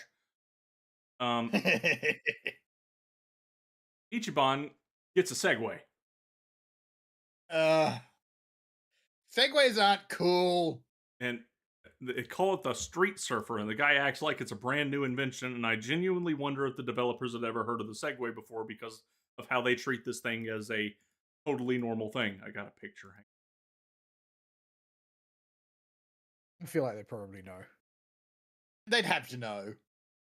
I posted it in the live show chat. Keeping in mind that Ichiban is an idiot. True. Apparently, this thing Yeah, is that's just a straight up Segway. Yep. And this dinky little thing is your means of fast travel. But also, because Ichiban is just not as cool as Yagami, he can't do anything on the Segway. All you Anyone do anything on Segways? You look like a dork. Aside from that. But like Yagami could, when he was on the skateboard, you could pick up stuff. The skateboard had unique collectibles you could grab while you were skating on it. Like it went really fast, and you could do tricks off of it to take shortcuts and go even faster. Like there was depth to the skateboard, and it didn't really restrict you. There was very few things the skateboard stopped you from doing that you couldn't do and you needed to be back on foot again to do. The Segway, however, you can't even aloha to people on the Segway. In my mind, it's because Ichiban's like holding the handlebars in like a terrified death grip because he's afraid of how fast he's moving. Yeah, it could be also because he's terrified the thing will explode, because the whole subquest is the guy that made this thing apparently got a bad rap because the thing is prone to exploding.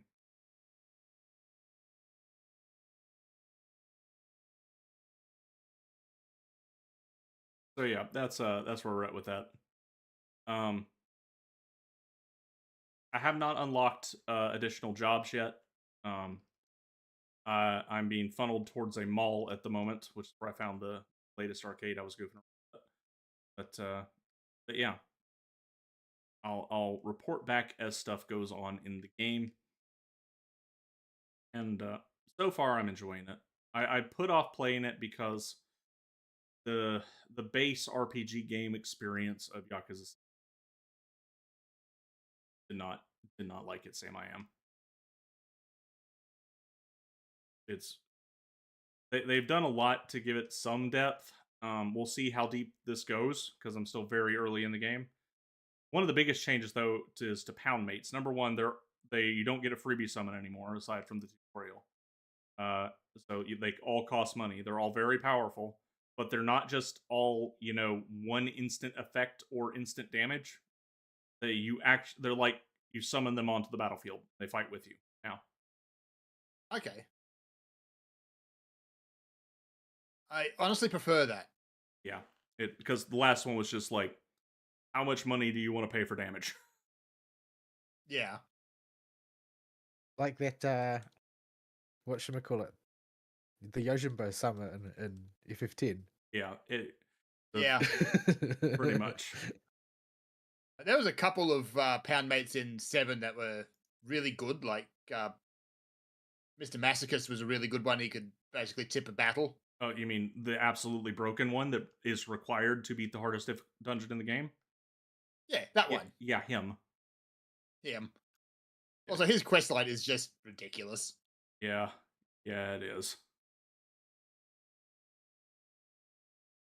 There is I'm not sure if it's an outcome of just a choice you can make, but you can subject Mr. Masochist to emotional trauma. Apparently he's not into that. And by emotional trauma, I mean he gets yelled at by his mum. Oh yeah, I recall that being part of the main story of the quest. So yeah. You can hurt the guy. It just involves getting his mum involved. Yeah. He was rather infamous summon in the first game that his effect when he was summoned, he did no damage, but he reduced all damage taken by like 90 to 95%, functionally making you invulnerable for 3 turns. And was required on the Amon fight. Because yes, if you didn't do it on the turn, he's going to do orbital laser. Your entire party's just dead, no questions asked.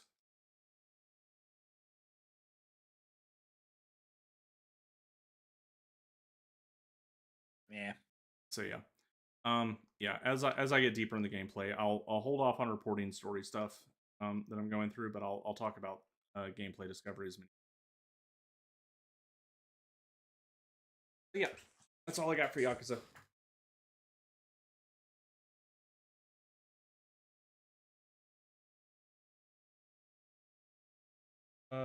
Fall or week, and that's going to be mostly gachas. Yep, because I don't have time for anything else. Anyway. I had to change zone because I ran out of small robots to kill.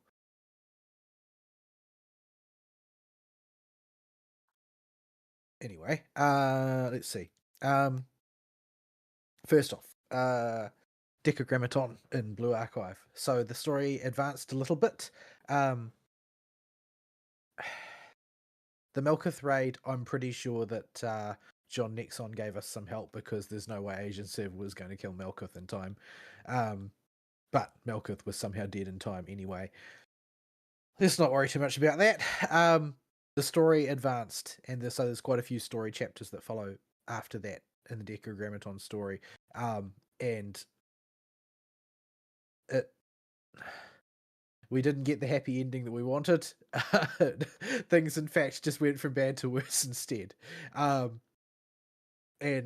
a lot of when I saw what happened when it hit social media, because everybody got to see the story at the same time, because it basically went live for everybody at the end of the Melkith raid.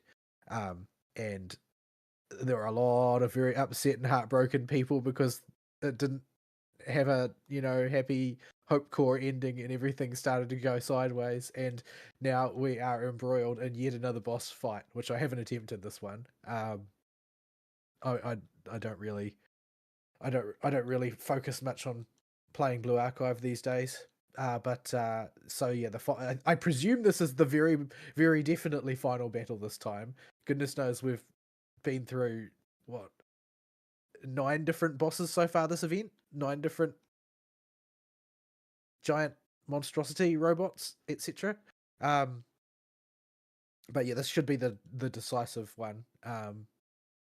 I guess people were pretty nettled at the villain, because after the story sequence and a lot of the servers, the boss got like completely smashed for like 20 or 30% of its total health within like the first day and a half, or sort of thing. So people were taking out a lot of grief and frustration against the boss. But But yeah, overall, I more or less like the story, but it's running up against some of the writing problems that come from like attempts to do secular hopecore writing that just don't tend to work very well because it's basically like Nietzschean positivity, and it comes off a bit forced at times. But yeah, overall it was very Blue Archive coded. Like it was very very typical of the way things go right up until everything started to slide well out of control. But yeah, I'm sort of interested to see how they will tie this all up in the end, since this is sort of like the grand finale of Blue Archive Part 1. There are a couple of extra, like, in the aftermath epilogue events still coming down the pipe, maybe 2 of them, something like that, before Part 2 starts properly. But yeah, I think there's like 1 or 2 days left on the final raid. Something like that. And I've lost connection to Woowa. Fantastic. But yeah, so I pretty much enjoyed the story. It was like it was a little bit predictable, I guess, even though I didn't really want to predict the way that it went, because it was grim. But it was like, well, if they hadn't gone this way, then this would be a little bit too similar to the way things normally go, where, you know, Sensei basically saves the day, and everything is all good from then on.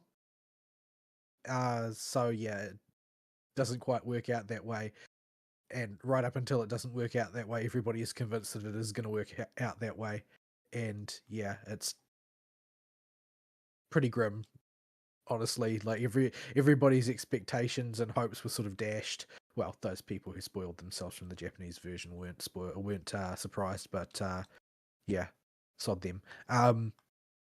Yeah, so it's still going. This is I think the longest single event that I've ever seen in Blue Archive. This has been going for weeks now. Basically, the siege of the Steel Continent, and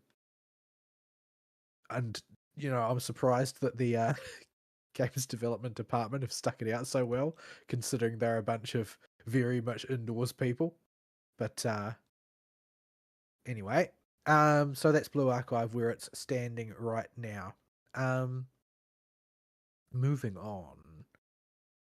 In Genshin, there's nothing to do in Genshin, but Genshin has also got like 3 days until the next patch.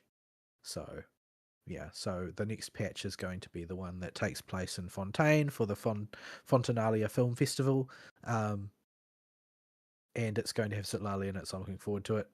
It's also going to have Sandrone in it. I've got the Primos prepared to pull Sandrone. Hopefully it will go well, but I'm my engagement with Genshin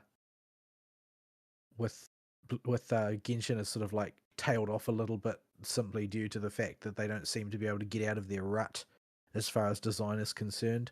I mean, I still very much enjoy the stories. I just don't enjoy most of the rest of the thing, because they just keep recycling stuff for the most part. Like the most recent event was functionally just a variant of the paint event, the multiplayer one. Although it was even more obnoxious because it was very latency dependent this time. Basically, this one was like, you know, those little paint things in the summer event.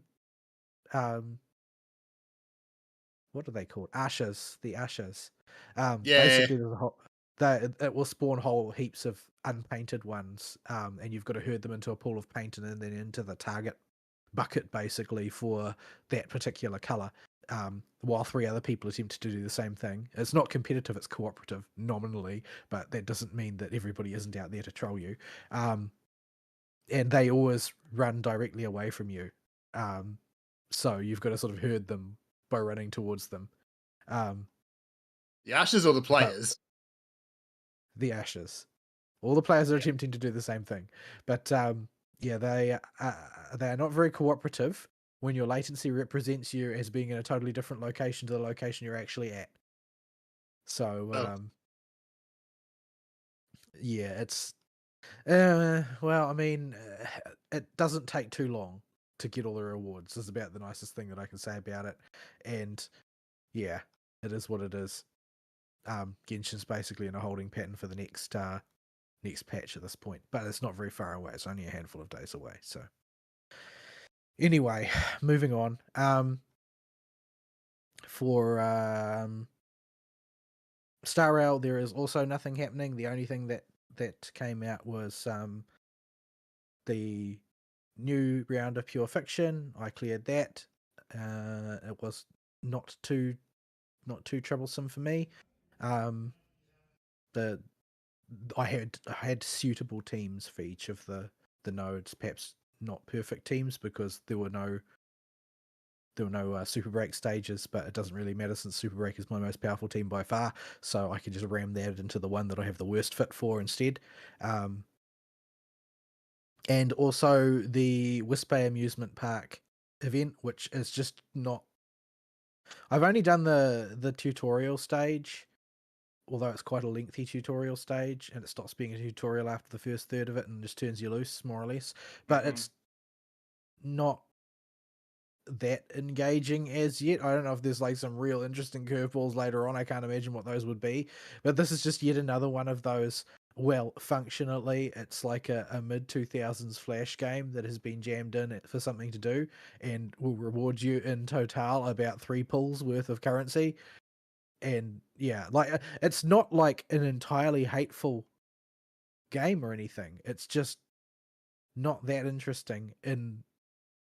Like if this was one of many things to do, I would probably be perfectly happy with it. But the fact is that this is the driest patch that Star Rail has ever released by far, and we've got to keep you. This has got all we've got to keep us going for the next 3 weeks. Like, you must be joking. What is going on there? Like everything that has been put out for the past like 2 or 3 patches, in terms of events and stuff, it feels like the sort of content you get if a behind the scenes that the team has just been slashed or their efforts have been forcibly redirected elsewhere because the output volume is just so low. And it's not like they're attempting super ambitious new things or anything. It's just less of it. The development time is not going in. End of story.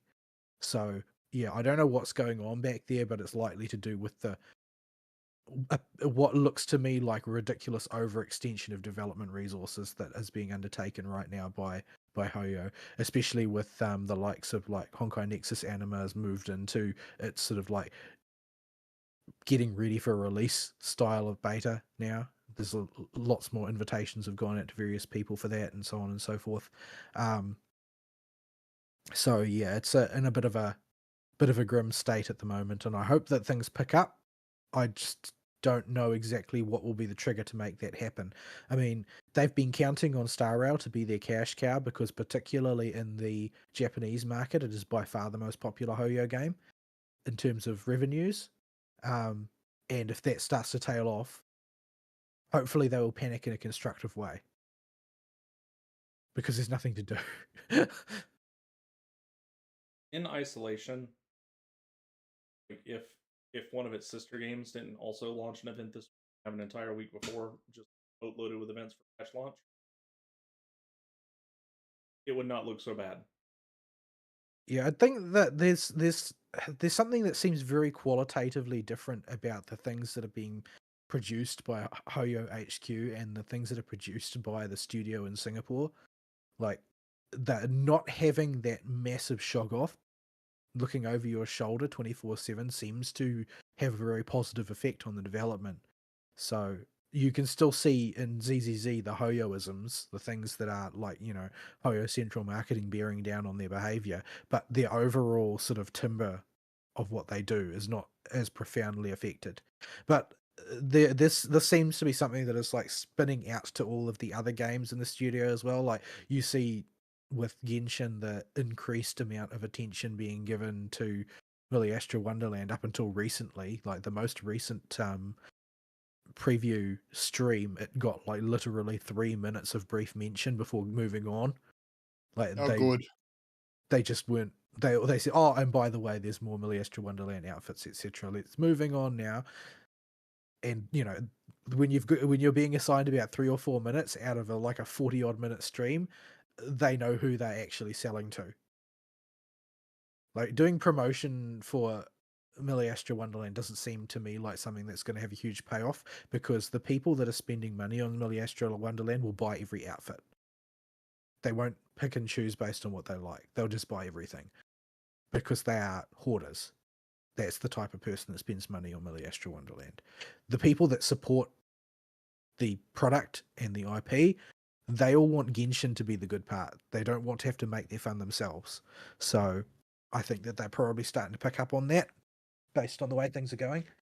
I'm sure as a revenue earner, it's probably still doing gangbusters, because like I said, the people who invest in this type of thing tend to invest to a pathological level. But yeah, hopefully they reground themselves. And I for one really enjoyed the recent patch main story, and I told them so in the survey feedback that it was I really enjoyed it, despite what other people saying that it wasn't very good. I think that they just don't like reading, because there's a lot of text. There's a lot of dialogue. But I did also give them both barrels about Nicole and Lowen. Nicole being just a really disappointing implementation of a character that was very anticipated, and Lowen being a complete irrelevance that nobody gives a toss about and a huge prick to boot. Just I don't know.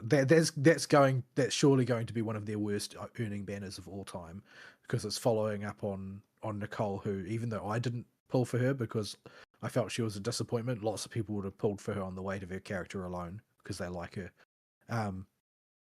That said, her miserable excuse for a character story is so flimsy and so thin and so pointless that I'm not sure if it's actually even better than Lowen's character story, which I feel is the worst in the game, in terms of completely failing to make me sympathize with the character you're attempting to sell me. Like, he just seems like a douchebag. But Nicole's is basically insubstantial. Like, I get that they were trying something new, but when you're making me play a character story a bit at a time over the course of 4 weeks, and the bits are just such thin gruel, like, I'm not impressed. You don't really learn anything in the end. It's a total waste of time. Yeah, so all that corollary stuff was quite bad, but the main event with the little Hexen Circle was fun, and the main stories were really good. So overall, the parts of Genshin that I care about the most were really good. So, I gave them credit for that much at least. But, having Star Rail having had such a short main story, relatively speaking, and there being nothing else to do in the patch, it's kind of leading me to gradually forget what even happened. Like, I might actually just need to replay it through the story review function before the next patch comes out, just to try and remember what the heck even happened. Maybe you could watch me play it. I took a lot of notes when I was going through it, because there is lots of sort of like dangling threads, things that don't quite make sense. I don't know how many of them are intentional and how many of them are accidental and how many of them are my misinterpretation of what went on. So I was interested in the story at the time. It was not that the story was just like empty of content, but the game as a whole being empty of content has sort of like driven my mind out of that space to look for something else to do elsewhere. So yeah, it's kind of tough to get to grips with it because it's such a desert. But I've seen pretty much unanimous condemnation of the amount of content supplied in Star Rail this patch cycle. Like, normally there's at least somebody who's going to come out and shill for Hoyo, and this time I haven't seen that. The shills have got to the fatigue point that they can't defend it anymore, so they go off and do something else pointless, like attacking Wuwa or whatever, which is apparently what they do. But yeah, so the new banner came up, and Arasteel can regale you with later, I presume, with his the tails of his hot streak, but the that all that means is that we're only at the halfway point of the patch, and I already have nothing to do. So, so yeah, grim, very grim. And as far as characters go, it looks like the entire next patch is probably going to be a skip for me. Basically, everybody wants a piece of Huohuo, and I only have one Huohuo to go around. There's not really any point in me pulling more characters if I can't build a team out of them because everyone loves Huohuo. I mean, how could you not? But yeah, version 5 of CBT is done. It's out there. Probably going to be the final version. It usually is. If they find enough spelling mistakes, occasionally they might do a V6, but it's usually just spelling mistakes at that point. They don't want to tamper with the code and the numbers anymore. I was a Huobo fan before school. Yeah, you do that, hipster boy. But yeah,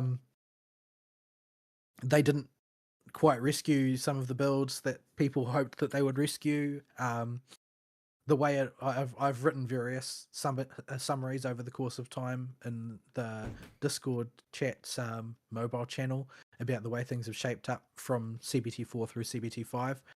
But the way it's coming down now is that the leading team going into the next patch is going to be the Himiko Hypercarry team, for Himiko Nova, and the problem is that team wants to basically steal characters from all the other teams because, you know, as Himiko Nova is like the Trailblaze team.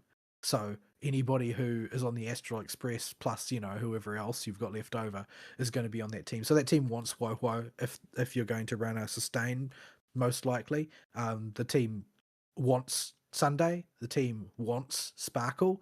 The team wants Remembrance Trailblazer. These are all characters that are being looted from other teams, though.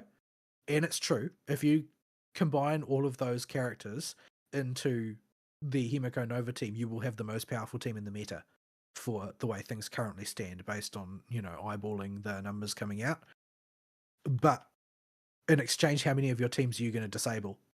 So I don't feel like there is going to be very many people who are going to run premium Himiko Nova teams unless they are whales, which would give them all of the characters they need in surplus, or would give them E2, which allows them to open up their team building restrictions a little bit. It seems like you're going to get the best numbers out of it, but the question is which of your teams are going to have to pay the price because they'll become either unfieldable or will have to be fielded suboptimally. And generally speaking, you don't want to field one of your more marginal teams suboptimally in order to make the most powerful team even more powerful. So, yeah, it's just not a very good prospect. The most powerful team in CBT version 1, that is Gilgamesh Saber, now trailing at the bottom of the rankings, continues to trail at the bottom of the rankings. They gave it a slight buff in CBT5, unusual for a straight up buff to be applied in CBT5, which is normally just corrections.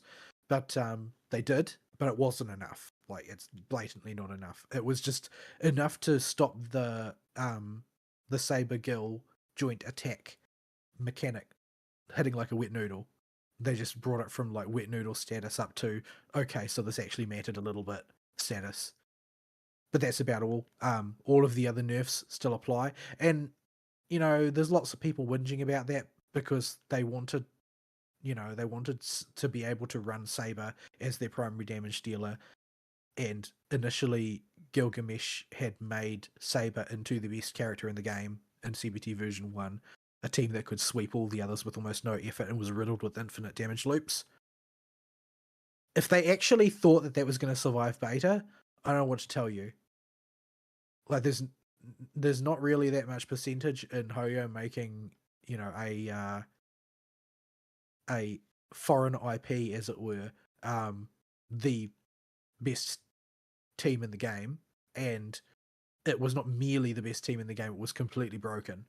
So I'm not really surprised it got nerfed through the floor. I just think that there were probably way more elegant ways that they could have nerfed that team rather than taking away the most fun parts. Like, just an all-round numbers tune down would have been better than what they actually did, which was to interfere with a lot of the things that made the team dynamic. But, it is what it is. And when I talk about it being the worst one, when I say the worst, I mean worst given the meta discussion context, and the meta discussion context is minimum cost, minimum turns. If you don't care about zero cycling and you're happy to like 6 cycle or 7 cycle, then you're going to be able to play this team just fine. And if you are like a, between a free to player and like a dolphin to small killer whale style investor, like anyone in that space, are probably going to be able to eke out at least reasonable performance from the team around sort of the level of the current Evanesia team's performance for somebody of that level of investment equivalent. So that means that the team is not bad. The team is just the worst of the ones currently in the arena of discussion. Like on a costs per min cycle basis, like the Firefly team doesn't appear on the diagram, but I'm still getting my zero cycle anomaly arbitration clears out of Firefly because my team is heavily invested. So there's always a lot of facets to the discussion. The third team, of course, is Rin Archer, which has been up and down throughout the course of beta, and has finished in a solid place, a very solid place. It's definitely going to be an extremely strong team. A very powerful uplift for Archer is going to tempt a lot of people towards getting an Archer E1 rather than getting Gilgamesh when the pick tick comes through. Archer E1 does not have a huge effect on output, but it is good QOL for that team. And considering the Rin Archer team has a certain amount of complexity in its operation due to timings and speed tuning required, more QOL is definitely going to be better for people who are planning to run that team. And it's been uplifted to be extremely powerful with the addition of Rin. Rin can also be run hyper carry, but apparently it's really bad. It's really bad in the context of comparison to other leading teams, though. So if you're willing to dedicate the resources to getting like, E2 Cyrene, E2 Ceredra, and, building around that core to build a Rin team, then you can run Rin hyper carry and you can pull all sorts of funny numbers, but the amount of upfront investing required to make it happen is quite high. So, big fans only. And so I don't think I'm going to run that team either, because basically it needs to have Woho for the energy supply. I mean, who doesn't? Everybody loves Woho. Yeah, and it's sort of hard to get good information these days since everybody's saying, oh, run Morton X Blade, run Morton X Blade. Every build is run Morton X Blade. Morton X Blade is such a great nihility buffer. Run Morton X Blade. Like, I'm not pulling him. I'm just not going down that road. Sorry. No, not happening. So, yeah, I'm just going to hoard, unless I lose my mind and decide I'm going to become a Sparksy hypercarry player and start pulling on the Sparksy banner next patch. It's just going to be a case of hoarding for Pearl. And also hoarding against the opportunity to pull on another Fugue banner to finish my Super Break team to its fully completed state. Until such time as I'm forced to remove Harmony Trailblazer from it, in which case I'm going to need to come up with a new plan. Please, please, please, please, please let there be a Lingsha Nova Flare that actually matters. It was never really Hoyo's plan for people to run sustainless. So they need to make the sustains actually good, and currently in the game there are 3 good sustains, being Hyacine, who is basically shackled to the Remembrance team and not really appearing anywhere else, and Woho, who is like the energy battery. Like, who else are you going to ask? And of course, Pimensa Terra, who's just like the catch-all solution for people who don't have one of the others and need a modern, up-to-date sustain. Because Ho and Hyacine are busy.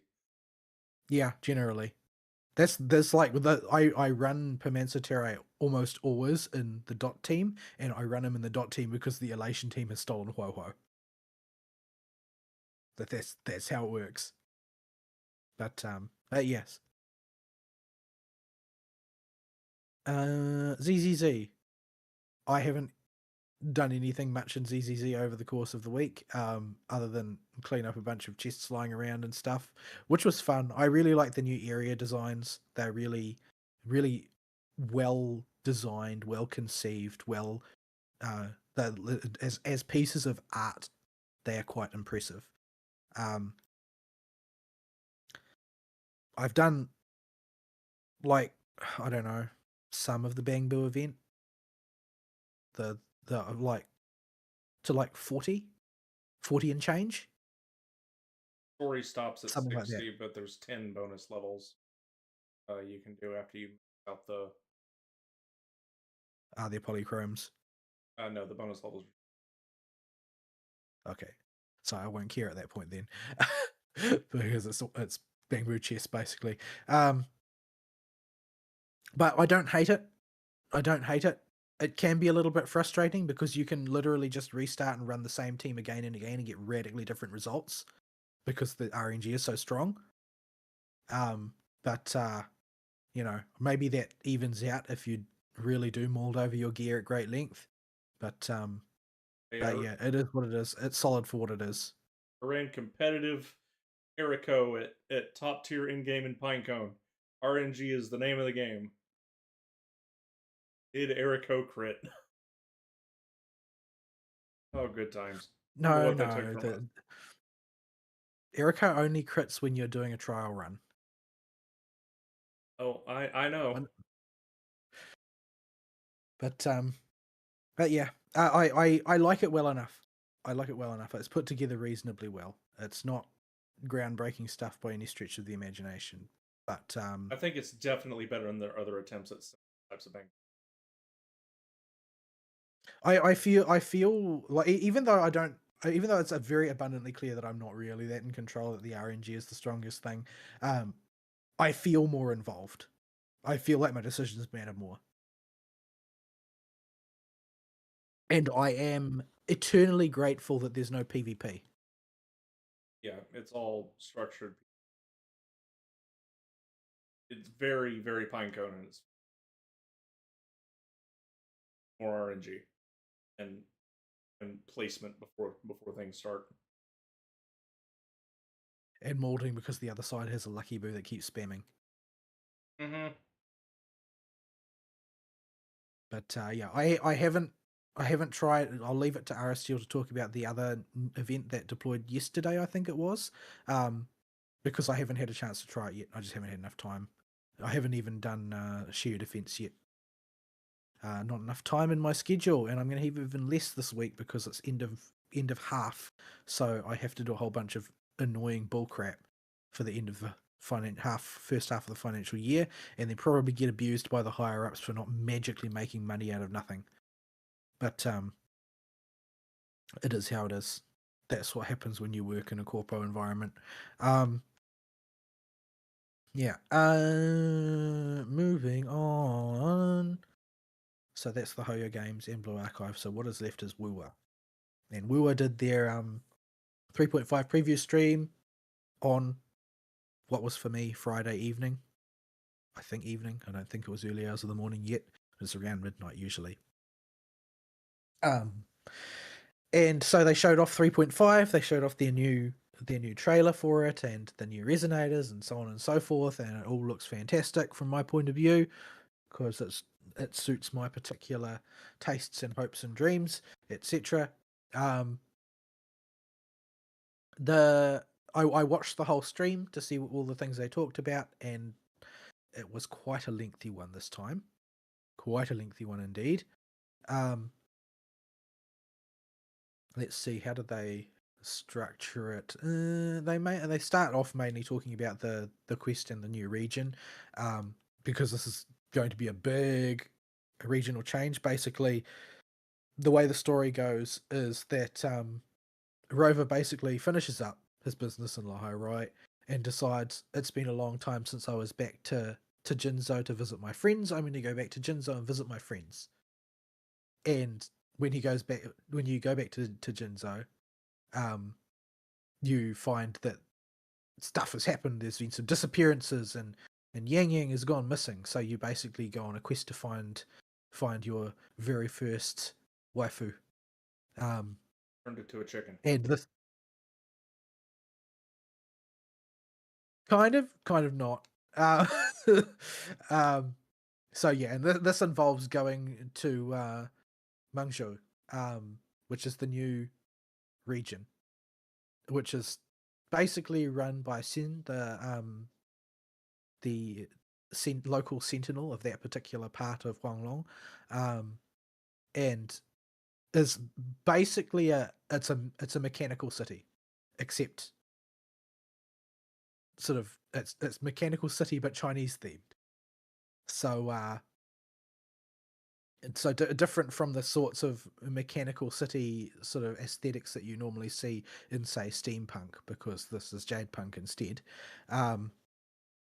But it's got a very unique sort of clockwork feel to it that that you find in Jadepunk, which is slightly different to the normal sort of gears and brass that you get in traditional steampunk. But it's basically the sort of central hub of it is Shuangfeng Hold, which is a big mechanical city that floats in the air and has a bunch of like cool features. Like they do not merely have controlled weather the way that Lahairoi has. They also have controlled seasons, so you can adjust the seasons as well. But this sort of hovers over the area, and they showed off like several different like quite aesthetically aesthetically strong, with their own strong identity over the course of the stream. So it looks like it's going to be a very nice place. And honestly, the way that they showed it off, it looks like this entire zone has been designed to just show off what they can do with the engine. Like every kind of sort of like particle effect and density management tweak and little gimmick that has been included in the latest set of tools supplied by graphics card drivers, and that, like, everything, all of the stops have been pulled out to just make this place like incredibly pretty. So yeah, it's really nice to look at, and it's like of all the games that I've played, the one that has made me wish for a better graphics card the most is Wuwa, because their environmental design is just sublime, and it's just a shame that my graphics card can't eke out enough to really make it look good. But yeah, they showed off the new resonators. I've talked about them before because they were pretty much leaked in their final forms, more or lessly. I am going to miss the bugged version of Yang Yang in closed beta, because that was really funny. A lot of the moves in Yang Yang's move set are named things like 10,000 whatevers. 10,000 this, 10,000 that. But everybody calls her moves, like they say she's got a secret extra resonance liberation called 10,000 fucking pigeons. And the reason, for Fern's sake, that people say her special move is 10,000 pigeons is because when her forte evolved, she gained the Disney princess-like trait of tending to attract birds to herself. I see. She has an idol which just causes a few birds to gather around her. But in closed beta, it was bugged. And birds would just start gathering and then never stop. Oh dear. That's a problem. And so there's all these people posting their videos of like kit demonstrations and that, but the floor of the arena is just swarming with birds. Because they've just been collecting the time she's been left idle. So 10,000 fucking pigeons. It's brilliant. I love it. Shame, though, that sort of thing doesn't make it to the main game. 10,000 overheated smartphones would be more like it. Because all of these birds, they're not sprites or something. They're like fully animated, polygon dense models. Yes. when there's only supposed to be 3 or 4 on the screen at a time, that's fine. Not thousands. It would be like if EB summoned 1,000 lemurs, ferrets, or whatever that thing is. I think that their poly count might actually be higher than the lemur, and they definitely have more particle effects than the lemur does. But yeah, speaking of particle effects, Sui Sui is a masterclass in just throwing particle effects at the enemies instead of fighting them properly. Since she fights with basically, green and gold colored streams of water. Like her aesthetic design is very much along the lines of the Chinyu Vale Adeptus lady that you meet in Genshin, where everything is like streams of green and gold water. Oh, the fish one. She basically, Yep, yeah, yep. the fish lady. Her aesthetic is built around that type of thing, so she just sort of like floats lazily in the air, flinging streams of green and gold water around. And she also has a bird lackey, but in her case, it's just one. Well, two if you count that she's got a mechanical one as well. But yeah, she's the Mornier for negative status, although she's not really that compatible with earlier negative status. Although you can alleviate that. I checked some of the details from her kit as it was the last time I saw a reasonably well detailed one. You can rub off some of the rough edges if you just pump wave bands into her. Like a lot of her limitations regarding support primarily of teams which eat stacks of negative status. When you get her first wave band, she gains the ability to, rather than requiring to eat stacks of statuses, it will also apply those buffs when they add stacks of statuses. So you can sort of get rid of that caveat the same way that you do with Mornier, right? Like, because Mornier used to require off-tune debuffs in order to apply most of her effects, but you can alleviate that and use her as a pseudo shorekeeper if you get her S1. Same type of thing applies with Susi, although she's still very leans very heavily Glacio Havoc, but not to such a crippling extent. If you have her S1. So what you're saying is, if you get S1, she becomes Supreme Peeb DPS support.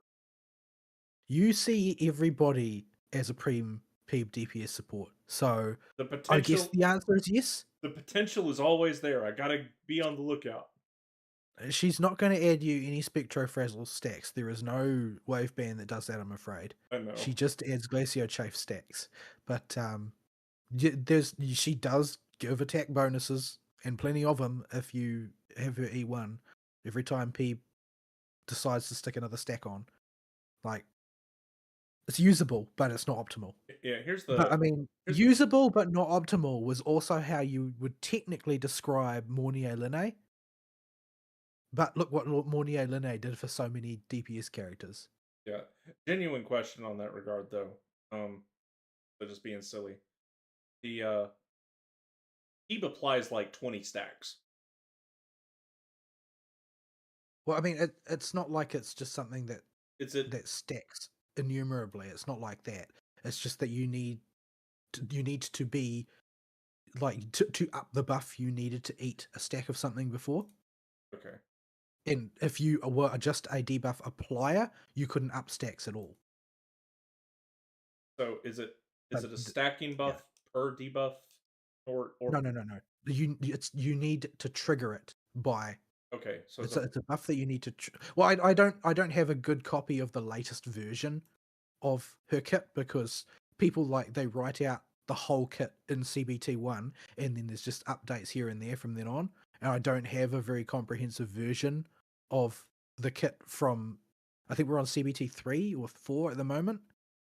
So I'm not 100% sure if they changed any of the fine details, but that was what it looked like at the time. She's off the table for now because Amy's running beside her, and I want Amy more. And because there's so many other things on your table. Yeah, the rerun table is quite big, but for a future rerun, she would be considered to get Rover off of the cartwheel team. Yeah, I mean, the sort of like Trailblazer, eventually Rover's going to have to move off. There's not really much to be done about that. That's the actual Uh, serious reason to consider pulling her, is to get Rover off the cartwheel team. I'm just trying to check. Eve needs Rover. Right, so basically, the while look, if I'm trying to sum it up quickly, while the ultimate field is created by Sui Sui, and then when she outros while the field is still up, the resonator that comes in gets the ability to get an attack buff proportional to Sui Sui's energy regen for 6 seconds every time that they consume a negative status stack, and at S1 it becomes consume or apply.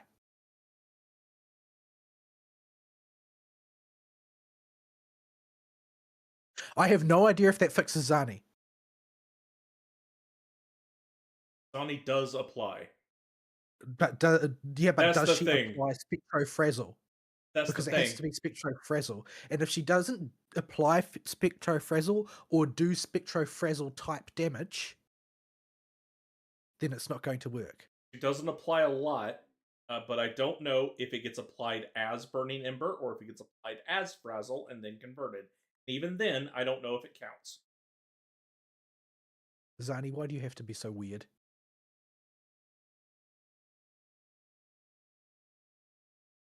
Anyway, so then they previewed Electro Rover, but they didn't give a huge amount of detail. I mean, they showed off the kit, and it's a really nice looking kit for a Gacha main character. Very fancy pants. They showed off him going into his fancy pants stance, where he can use the abilities of Spectro, Havoc, and Aero Rover simultaneously while being Electro Rover, and the sort of the big giant crossbow a shot thing that is the ult now, and like it's all very fancy and cool. There's a new weapon. I don't know if that new weapon is like actually a received equipable weapon or whether it's just like part of the attack animations, though they didn't go out of their way to clarify that. But it's basically a mechanical shape shifting device that can, like, it can be a sword or it can be a bow or it can be a shield. It just transforms as you fight, type of thing. And they've given Rover a straight up proper parry that you can use with the shield, where you can sort of like do a direct shield parry when there's an incoming attack, type of thing. Like So similarly, I presume, to Hiyuki's ability to parry, although Hiyuki's ability to parry results in Hiyuki instantly dying if you screw it up. So, yeah. Like, when is it just a press button to activate like Zani's? I don't know. Like I haven't played it, obviously, so I don't know exactly.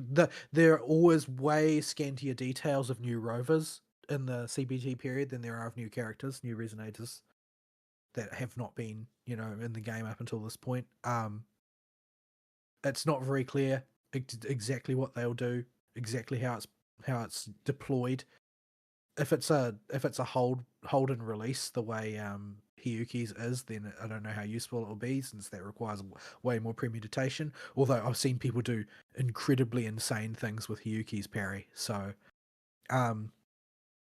but yeah, we'll just have to wait and see and play around with it and see what it's capable of. They generally tend to make Rover fairly capable, but we'll just have to see how it plays out this time. Don't know if their particular disposition regarding the power level of the main character will have shifted any. We'll just have to wait and see. Event-wise, they previewed a bunch of events for the version, as expected.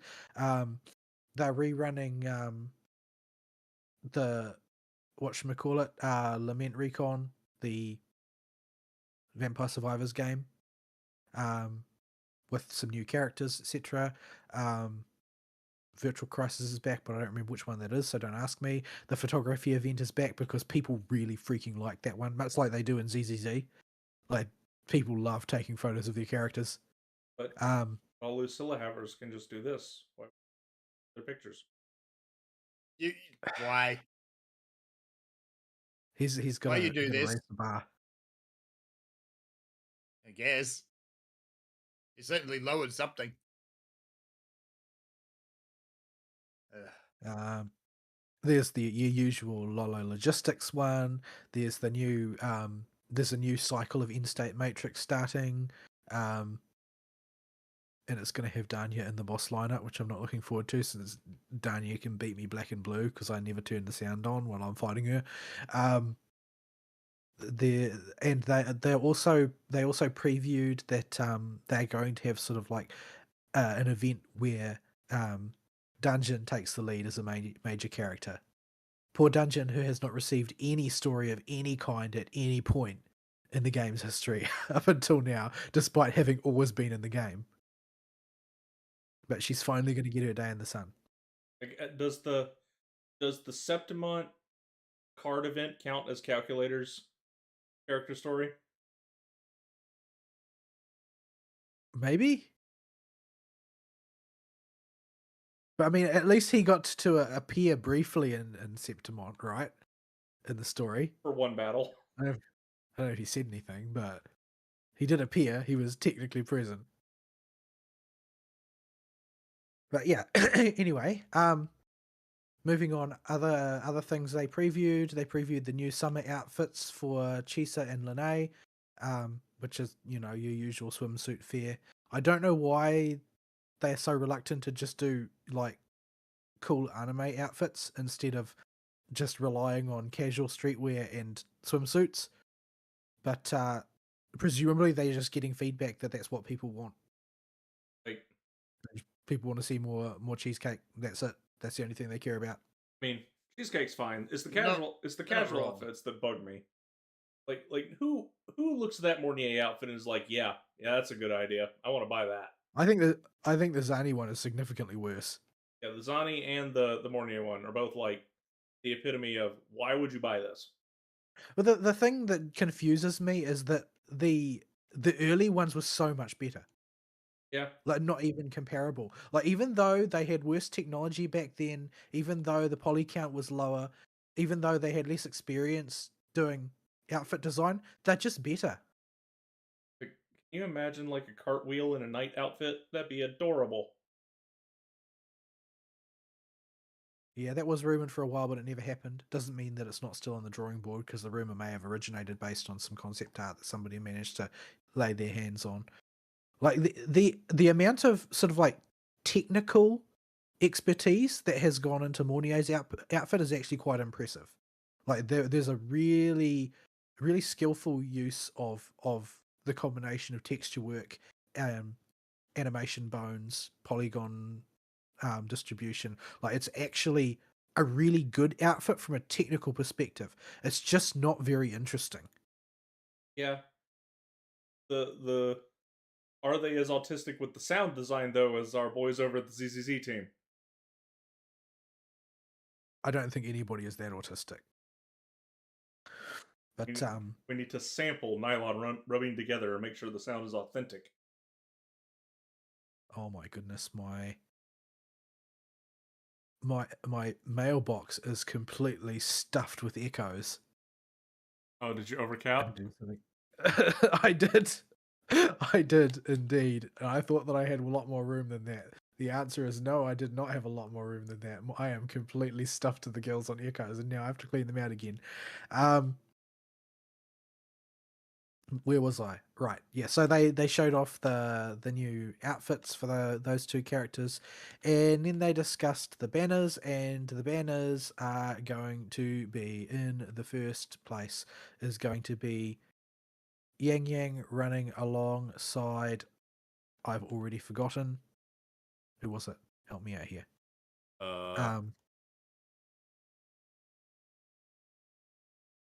Lene and Luke. All right, Lene and Luke. Not anybody cares about Luke. Because clearly somebody got the memo that every single team wants Lene, because she's just such a good middle child. Like, every one of these gacha games, support and DPS. Every single one of these games has at least one character that's just the workhorse character that every team wants. They're not the star of the show. They're not the main DPS, but all the main DPS want them. Like you got your Wobos and your Yuzuhas and your Bennett's, and then we got our Linnae's. Unfortunately, there's only one of her.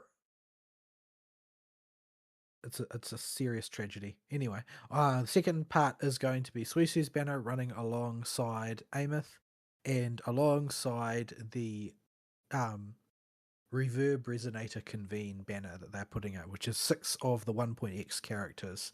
Jian, Yinlin, Jinxi, Changli, Zhizhi, and Shangli Yao. For people who really, really want those, I guess. So when this banner goes up, the first 10 pulls are going to be free.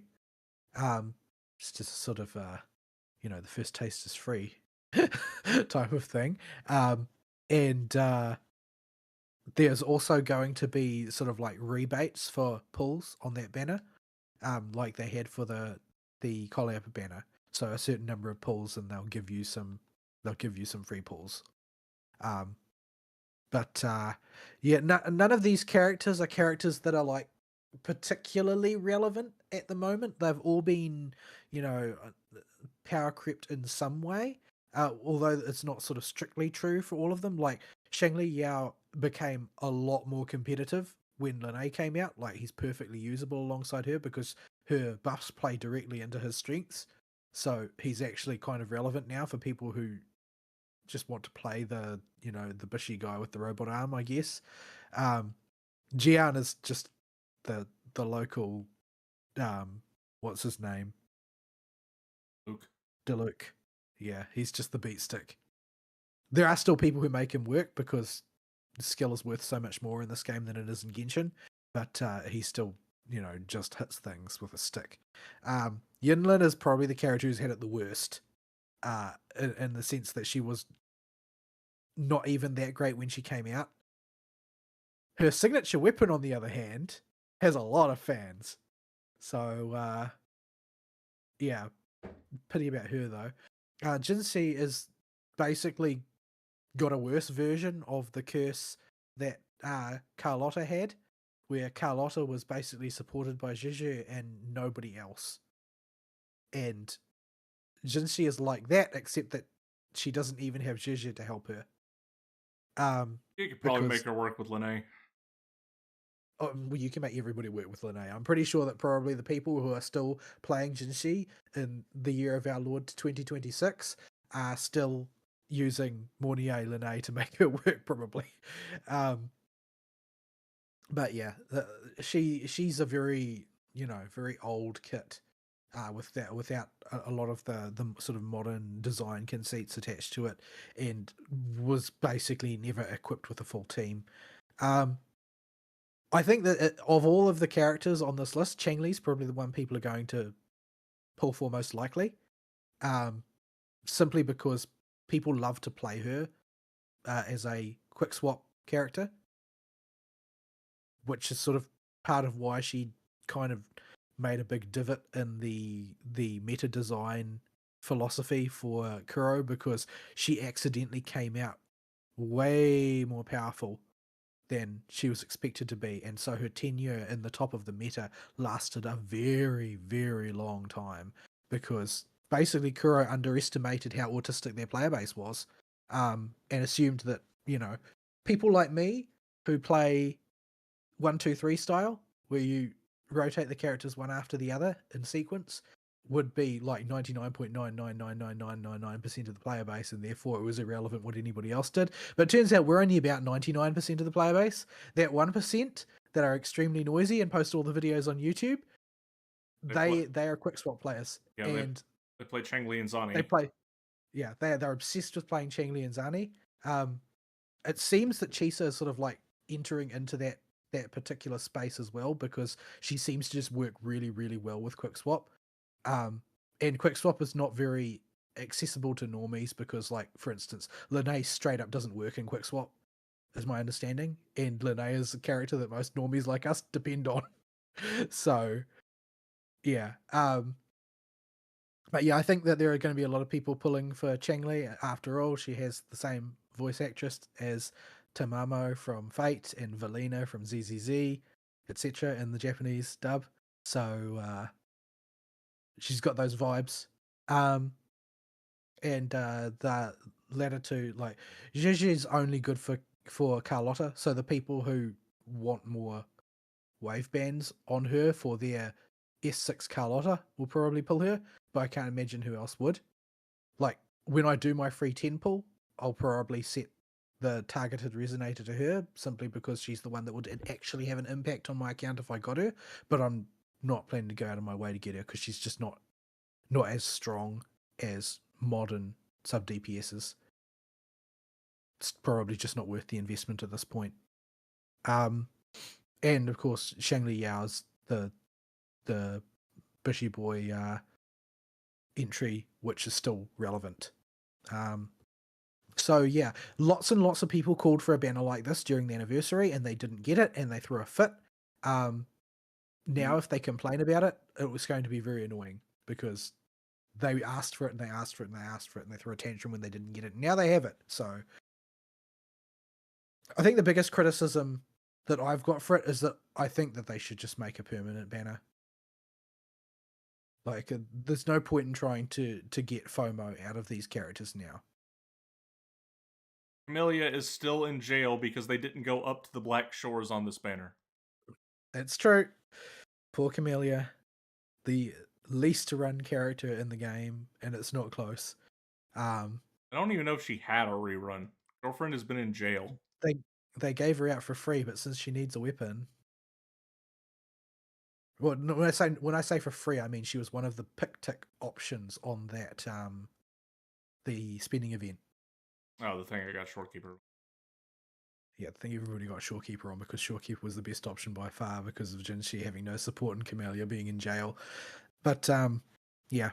Anyway, it is what it is. Other things they're releasing, you'll be able to unlock a new bike chassis over the story, which is like, well, it's Jade themed, so it doesn't really match any of the other liveries that we've got at present. But I mean, people will mix and match and find something nice, I guess. So yeah, that will give everybody an extra chassis option. And they are also selling a new chassis as a premium option, which is not compatible with any of the liveries because it's an all-in-one solution, but it's just like a whole redesigned motorcycle look, and it's pretty swanky looking. It's sort of like blue and black and gold themed, so it's pretty much themed to fit with Yang Yang, but I'm sure it will fit just fine with Peeb Steel because I already have a blue one. How suitable things are for Peeb is the only metric in your mind. And they're releasing accessories that you can buy for really a couple bucks, like they did this patch past for Mornier and Linnae. Except in this case, it is what people are referring to them as the two fat fucks, which are a fat little blue bird for Yang Yang and a fat little gold bird for Sui Sui. They're just sort of like, it's the bird, the Yang Yang's bird sort of sits on her head and Sui Sui's bird sits on her hairpin. But yeah, it's just a silly little cosmetic, but it's kind of cute. So yeah. Yeah, there are 3 new Sonata sets coming out. One is blatantly for Yang Yang. One is for Qingxiao, and one is for Jingran. So the latter two, of course, aren't in the game at all. So sort of interesting they brought those out quickly, but what that does mean is that we have to go back to the same old to farm up Sui Sui sets. Same way we did for Shorekeeper. So yeah. Ah well.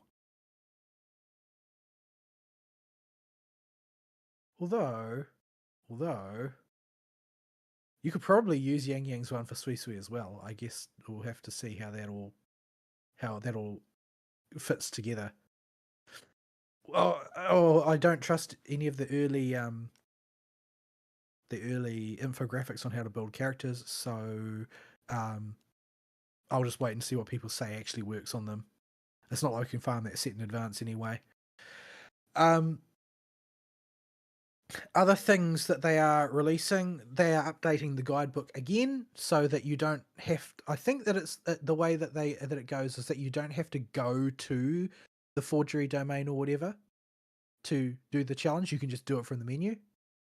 It doesn't involve the teleport across the world first thing. Oh yeah. They are for things that are not story.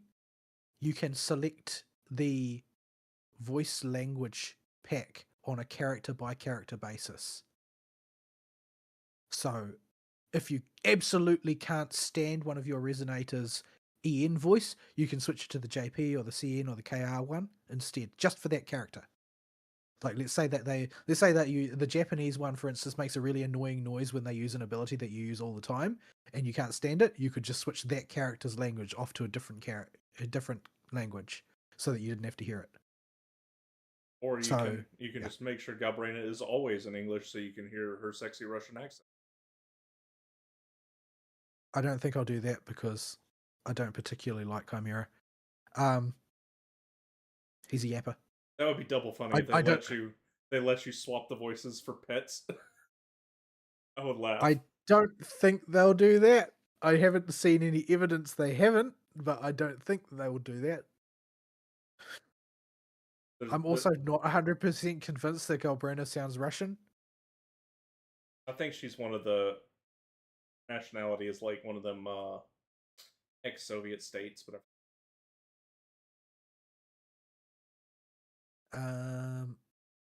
They're adding a bunch of story skips for people who have no culture, I guess.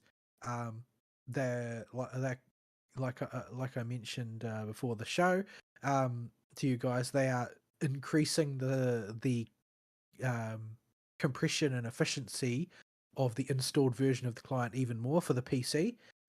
Knocking another 20 gigs off was their guesstimate. They're adding animation to the echo gallery. They're adding adding this thing called regenerative pistol, and I'm not sure about this. I think it's going to be one of the battle pass like rewards. Regenerative pistol allows you to basically you can transform regenerative pistols into any of the Jinzo Black Shores or Rinashita character upgrade collectibles, like the flowers and stuff. Oh. That'd be handy. So that you don't have to go back and farm and farm and farm and farm and farm. More relevant to people in like Fern's position that they pull a new character. Yeah, that's great and everything, but it's going to be locked at what level it's at. That's not going to help that just yet. I think they might go that direction eventually, but at present it's just Jinzo, Black Shores, and Rinashita. So, yeah. Does that include Septimont with the Rinashita? Septimont's in Rinashita, so I'd assume it would. It's just I think of Rinashita as the Raguna part of Rinashita, and Septimont as its own thing. I know they're on the same Rinashita, but they're so very different. Rinashita's an archipelago, so but yeah, that's sort of like the rough summary. I don't think there's anything much else I want to mention about it. There are things I forgot. There always are, but yeah, it's looking like it's going to be a good patch. It's looking like it's going to be a vast patch as well in terms of like the sheer amount of like content being covered. There are two main acts from chapter 4, plus a segue at the end. The one thing they did mention that they're going to do is that they're going to do a lot more in the style that that Star Rail adopted. They're going to do a lot more point of view storytelling from other characters' points of view instead of just leaning entirely on Rover being present as the camera. Well, camera's already got plenty of work in other characters. They love that. Gotta make sure you appreciate Sigrika's tattoos. Her part of the story.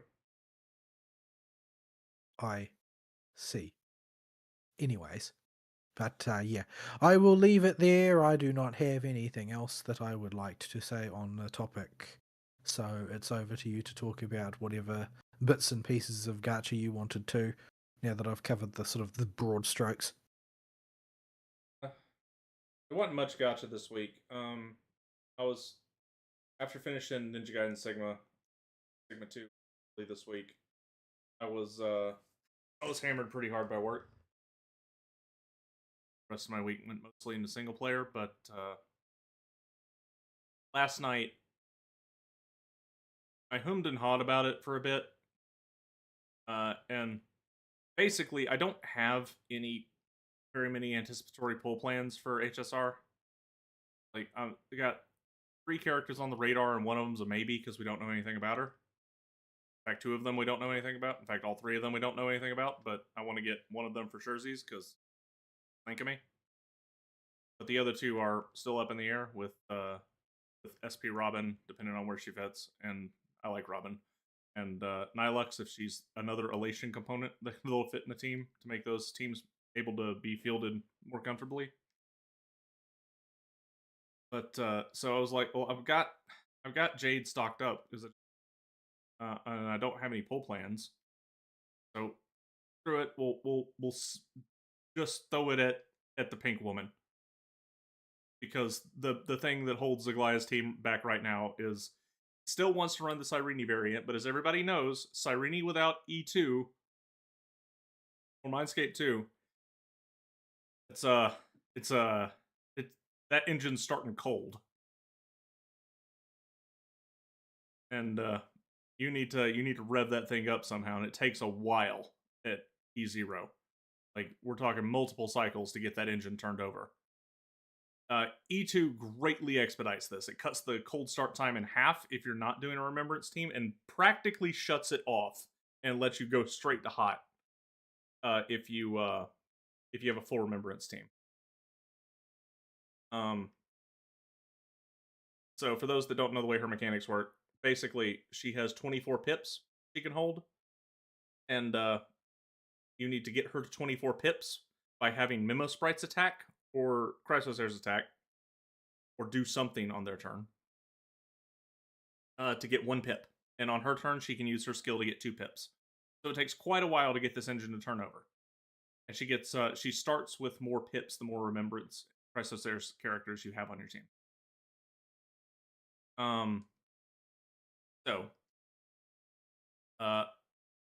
Getting her E2 guarantees she starts with 12 minimum.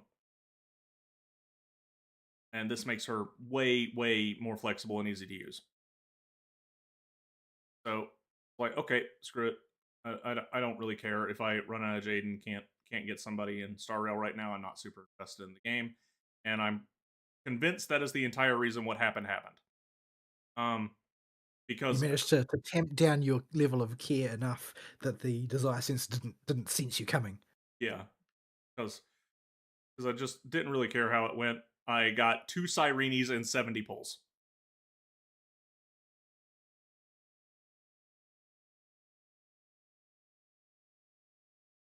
I was like, well, I expected this to torpedo the pull plans. I guess all the other 3 pull plan characters are still on the docket. And I took it into the node I did particularly bad on in the Knight and King in Check challenge, whatever that's called. And and without malding it on just 1 attempt, having E2 Cyrene shaved off a whole cycle and a half. And you're only allowed 6 cycles in that thing. I was 42 AV off a 3-star in it. And Aggie got hit by the attack down debuff a lot in that 1 attempt. They really like smacking Aggie with it. Which enemy did you put them against? The clown bots. Right. So might not also be the optimal place to stick Aggie in that particular rotation. I don't remember who falls there, especially now that I don't have to cold start it. That one was optimal before, particularly because of the cold start, Irene. But that may not be the case anymore. So yeah, it'll keep the Aggie team going for a bit because I'm limited in my blonde women in HSR. There are not very many choices. If you don't count Saber, Aggie is the only 5-star blonde woman. You think they do more just because people tend to buy blondes more? I don't know if they. Maybe it will depend on them being on the right planet for it. Maybe. Yeah. So I managed to keep Aggie's team alive. I have gone not. I don't go vertical in these games very much, unless your name is PB or Jane. But I do go wide. And in HSR, I had gone even more wide than normal. And that the only Eidolon I had on a character that wasn't in the shop, or wasn't a standard character, was a singular Mindscape on Aggie. That was it. It was the only Mindscape on my account.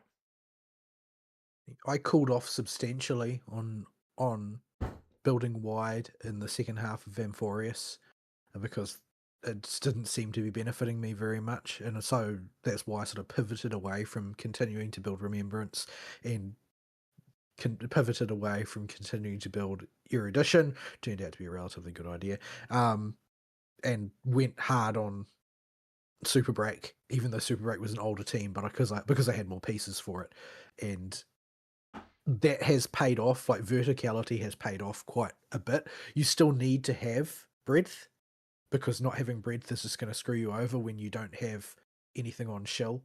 You won't have any teams that you can fill things out with unless you can build multiple like relatively strong and sort of self sustainable teams. But there comes a point where you're going to have to weigh up, well, I could just get every character as they come out and have infinite number of options and just rely on always having the shell, but that's a log that you can only run on for so long. You can't. Whereas, like, despite the fact that Firefly is a 2.x character, she is still like turning in like 0 turn clears on Anomaly Arbitration. Although that's gonna fall off pretty quickly, and now I think because I'm sort of always on the edge of failing to do it. But the verticality has added a lot of reliability to that team, and even if she ceases being able to zero cycle an Anomaly Arbitration king in check, she's probably still going to be able to zero cycle knights for like another year and a half sort of thing. Yeah, so my goal is not anything so lofty as zero cycling. It's just keeping the team alive to be able to get the max rewards for something if I want to run that team. Well, my goal was never zero cycling. It just turned out that that's what I was able to do once I finished building in all of the bits that I need. I only need one more piece, and then I'll have Super Break sort of like quote finished unquote, in as much as it can be done at this particular point in time. And that needs a few Gree run, which probably will be quite a while away. Yeah. So the hot streak continues that I've been on with my last few gacha pulls. I am getting a vibe because I have said too much about it. The Karma Debt Collector is going to come knocking. And it's going to come knocking in ZZZ. The one where you committed the most to pulling the most number of characters. The one where I'm looking at the upcoming character list. I'm like, I want that one, and that one, and that one, and that one, and that one, and I'm like, oh no.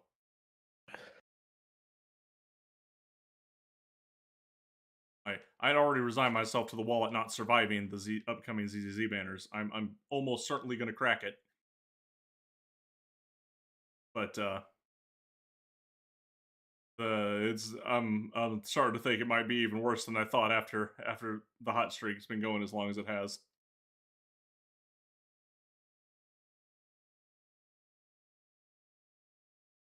But yeah, I'm still not super engaged with Star Rail at the moment. That just thing happened. I've done the same amount of the. Well, it's not like there's anything to engage with. If there was some content, maybe you'd be engaged. Yeah, Haven't even done the main story yet. That's out right now. I'm holding off until the next patch comes. I can heartily back that course of action. Not because there's anything wrong with playing it as it comes out, but I don't feel like you lose anything by not playing this one when it comes out.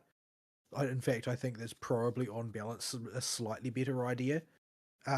Simply because it's number one, not that long, and number two, full of like unexplained bits and pieces and cliffhangers and things that it's like, wow, I mean, you're not losing anything directly by reading through it at the time, but you may gain a bunch of frustration because it ends on a really awkward note. Like it ends in media res, which is a really bad place to end when you are then going to go and farm chests in the area which you totally shouldn't be able to farm chests in right now. Yeah. So yeah, Star Rail is on hold at least until the next story patch. I'll probably just suck it up and do that when like, being bored. I mean, Um, well, the thing is that none of the events are they're not particularly hard or even particularly time consuming, but that's sort of the problem. yeah. Like when there's no difficulty and no investment required, then like, well, what have you got to engage with really at that point? It becomes an exercise of waiting until I've got a long form video I want to really watch on YouTube, but I want to do something with my hands at the same time.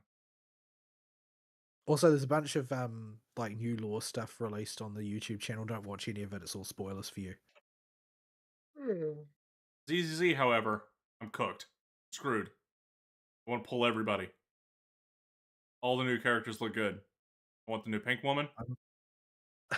I'm a bit more reserved about that. I think I will probably get Remiel, but I'm not really that fussed about Sigrid. Like she just doesn't seem that interesting. Maybe she will completely win me over when she gets a story.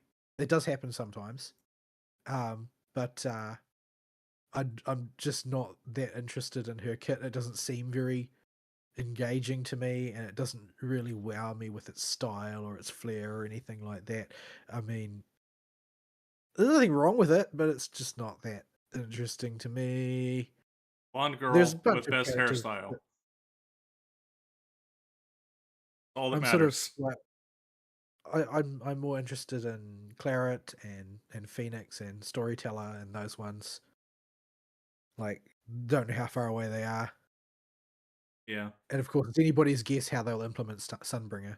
Although I think your theory sounds pretty credible, but I don't know. There are a lot of versions to fill. Yeah. So yeah. Um the event in ZZZ is fun. It's basically it would be I hope they put it in the arcade. I really wanted to put it in the arcade because I think this would be a fun arcade game. It is what happens if you took Toho, a bullet hell shooter, and matched it with Vampire Survivors. That We sounds give incredible.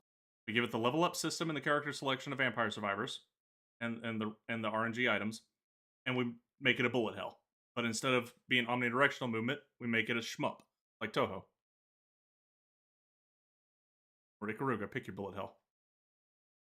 I have only the first level is available right now, or the first two levels. But Is it time gated? yeah, time game. But I enjoyed the taste of it I got, and I'm looking forward to doing more of that. In Wuwa, me and Vol are in opposite boats. Whereas I want to pull all the upcoming ZZZ characters and have just a casual eye on the upcoming new Wuwa characters. Um, we are in opposite boats with that. I want all of the upcoming ones, except for Jingaran. I don't care about him. But I want Yang Yang, and I want Sui Sui, and I want Xing Xiao, and I want Swamming, and I want all of them. You know, but in Wuwa, I have my But eye on you're rerun very focused characters. on the back. You're very focused on that back catalog. Yeah, I got like 5 on the back burner that I want to try and get as they come around. I'm getting one next banner cycle on the back half of the next one, so not right away, but soon. I want to get Amy. Augusta's still at the top of my wants on the reruns, just because she's fun to play and she's a cool lady. I want Siggy. She's next on the list. Siggy will probably get a Augusta rerun. is the only time I have genuinely admired a girl boss character. Yeah. Like Like Augusta, she's like totally earned it. The only reason she can earn it is because she's in a fantasy world, but she's actually cool. She's actually a cool girl boss. yeah, I mean, she's Amazon Queen Magneto. And then I want Siggy, because I just need to be even more arrow focused. And She does have unreasonably adorable animations. I want to get Nono, mostly because Nono is fun Part of the and Chupiverse. part of the Chupiverse. Not so much for meta relevance, although she is good for whimpering waste. They seem to go out of their way to Well, counter show her she more and more would now. be. She would be if everything in Whimpering Waste wasn't Havoc Resist. All the memes of Chupi Nono getting getting domed from the computer screen every time there's a new reset. Something something in there to fire down. Then but I do like Nono. She was on the want to think about getting list for a while, but honestly, the more I get exposed to Nono with the Chupiverse, just means I want to get Nono. But she's not a high priority pull. She's a want pull, and the epitome of I'm probably gonna have to get it because of the memes at this point, and because Siggy wants her, or Siggy can use her rather to make her team totally self sufficient from the other ones, is the trademark Booby Lady. One I sent GIFs to Fern of. Yes. The Also, why? the jellyfish one. So much boobage. But she's a low priority pull and is just to make Siggy's eventual team just totally independent of every other team. Unfortunately, all of my teams are sort of intercodependent on each other's supports and sub DPSs, so I don't think I'm ever going to move above having about 2.5 teams. Yeah. The Cantarella There's only version. one Chisa in the game, you see? It's a huge pain in the nuts.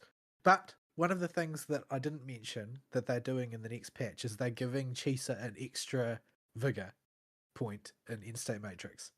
You can field 2 of your teams in there that need Chisa. Because by the time the next patch comes out, there will be 4 teams that Chisa is BIS for. Karathea, Hiyuki, Amos Fusion Burst, and Yang Yang. What And about there's only one Chisa, so... what about Phoebe Chupi main DPS? Ozani. Well, I mean, for quick swap, yeah. But the game isn't designed around quick swap. If they designed the game around quick swap, Zani never would have come to be that way she is. So yeah. Lots of reruns I want to get in Wuwa. But we'll I'm pretty much only waiting on a Hiyuki rerun for Wuwa because I want more wave bands for her. Like she's just a really enjoyable character to play. Everything you do is aura farming and you just feel cool while playing her. No pun intended. and of course gotta keep an eye out for the next Primus Peeb around. I think it's gonna be a while before she shows up again. She has been the because I don't know if I'm going to survive the next Chisa banner.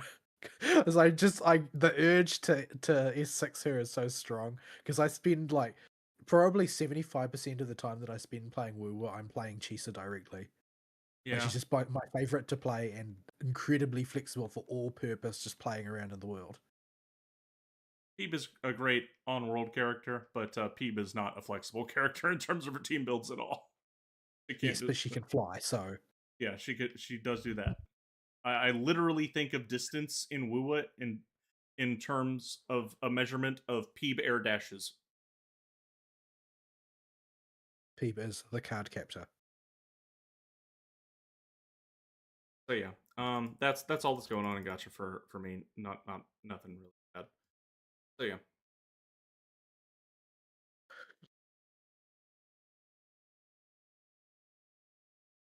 Need to get Fern Yeah. to break into the good part of Wua. He's through the bad part. You're at the door of the good part. He sounds like he needs to sleep for like a week first. I think he died on us. Maybe. For now. Yeah, I'm here. Wouldn't say anything. We thought you died on us. No, I just really don't have a whole lot to say about gacha games, unfortunately. Yeah. Yep. So Yeah. there was a little bit of news this week that would have made a bigger shock if a few other announcements hadn't happened that turned around and made it not look as bad. First off, the Steam machine price came out and it went up for pre-order reservations. Yeah. About what we expected given market conditions right now. Honestly, people kind of spurged out quite heavily about it because, like, I don't they actually understand what the fuss was about.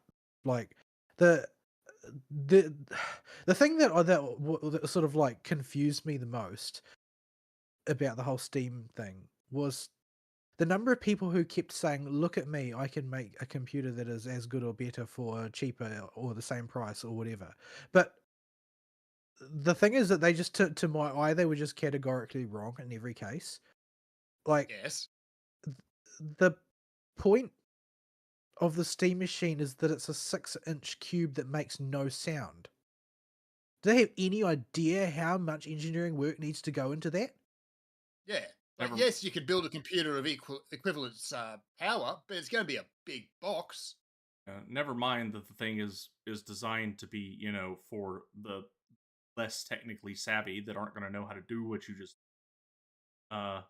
when Well, I mean, that's just a bonus. Like, if you were tech savvy, you still couldn't do it because it's just there's so much that's gone into it. Like as a proposition, it's still an incredible piece of technology. Like, I wouldn't buy one because its power level is roughly the same as my current rig, so I wouldn't be getting any progress out of it. But like, I built my current computer 4 years ago, roughly, and I set out with the ability, with the intention of making a computer that makes the minimum amount of noise with the lowest thermal footprint I could get without needing to implement water cooling.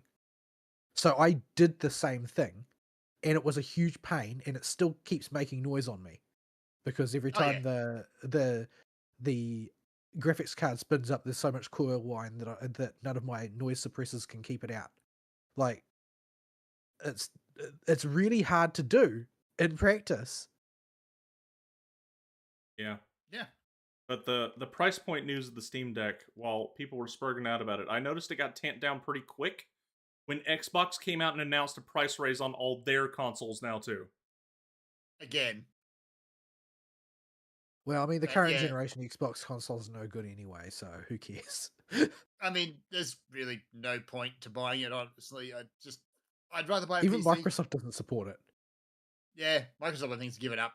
Yeah, and then Sony shot themselves in the foot by pulling the remove movies from your digital library uh, when the license expired finally on stuff. I think they've done this with like individual one or two digital products at a time before.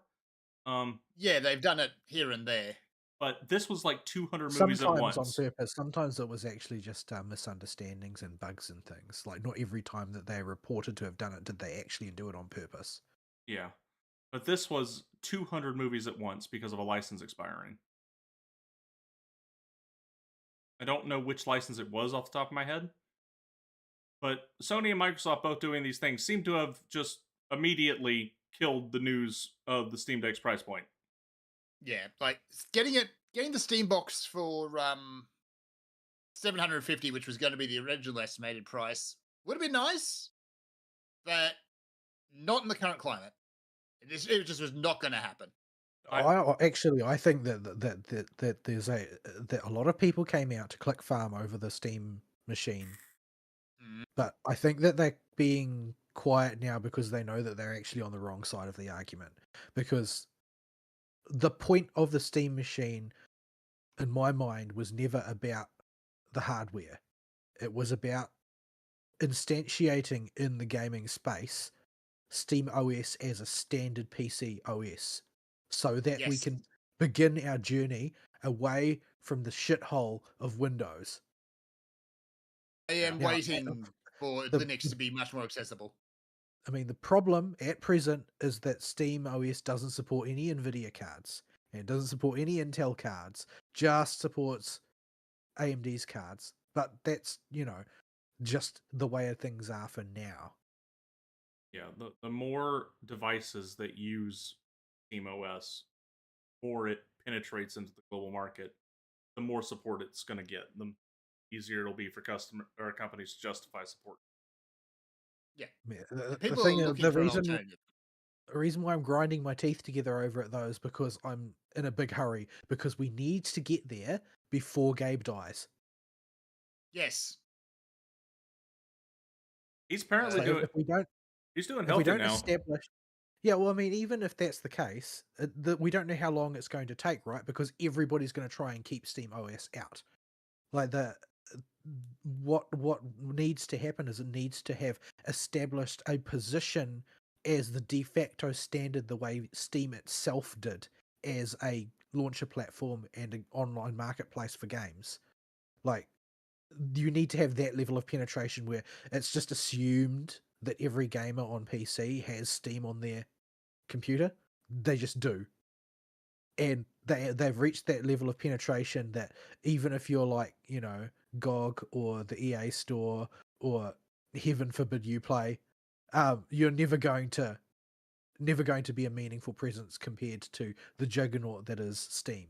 They need to get to that level with their OS as well, and that needs to become such a normalcy that we will at least buy ourselves a few decades before it starts sliding down the Windows 11 route. Yeah. I mean, Gabe's current hobby is ocean stuff, scuba diving, and ocean exploration and conservation. And he has lost a lot of weight, which is good. But we all remember what killed the crocodile hunter. Well, on top of that, he is just getting old. It's as Yeah. simple as that. But at least he's not like 800 pounds anymore, or whatever he looked like in some of them old photos.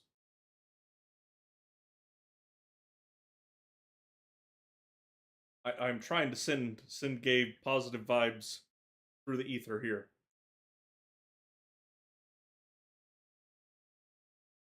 Yeah, but the only thing we ever managed to send through the ether is disease. So can you stop? So we do have kind of a history of doing that. I don't think any of us currently have an ick in order to send, but let's not tempt fate, shall we? my ick was last week. But yeah. So people started to chimp out about this thing, but other companies just picked the wrong time to draw the attention off of them, and now Steam's not able to get their stuff out, and it's not nearly as catastrophic with its price announcement as it could have been because everybody else looks bad, looks even worse.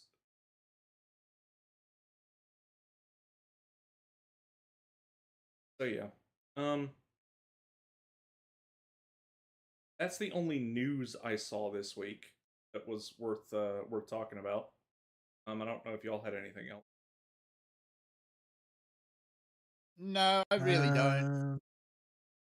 I mean, that was the big topic. I'm just trying to think if I saw anything else worth talking about. I did flick through the news, but the only thing that I saw was of interest to me, though, which was Silver Palace's next beta, which is they just promoted it with a cutscene sort of thing, a cinematic, and it was a nice cinematic. I definitely like the design of the female protagonist more than the male protagonist, but the male protagonist has an okay design. It's not quite as dowdy as most of them, but one of the reasons I like Silver Palace is the ridiculously over-designed Victorian aesthetic. I just find it quite appealing, but yeah, I don't think that there's really any other news that caught my attention this week, other than maybe the one you told me before the show about them adding Trinity Glassfield to the Blaze Blue roster Oh years yeah, after it mattered. I gotta after I hadn't talked to him in like 2 years, and Sleep sends me a message. He's like, "Did you hear? I haven't responded to him yet." I'm like, hear what? And he sent me a trailer of them adding Trinity to Central Fiction after the game's been on ice for like 6 years. Like that game hasn't had an update. Central Fiction's getting up there in age now. The entire Blaze Blue franchise is starting to old age. Still no announcement of English dub for it though. That's the whole reason I haven't played it.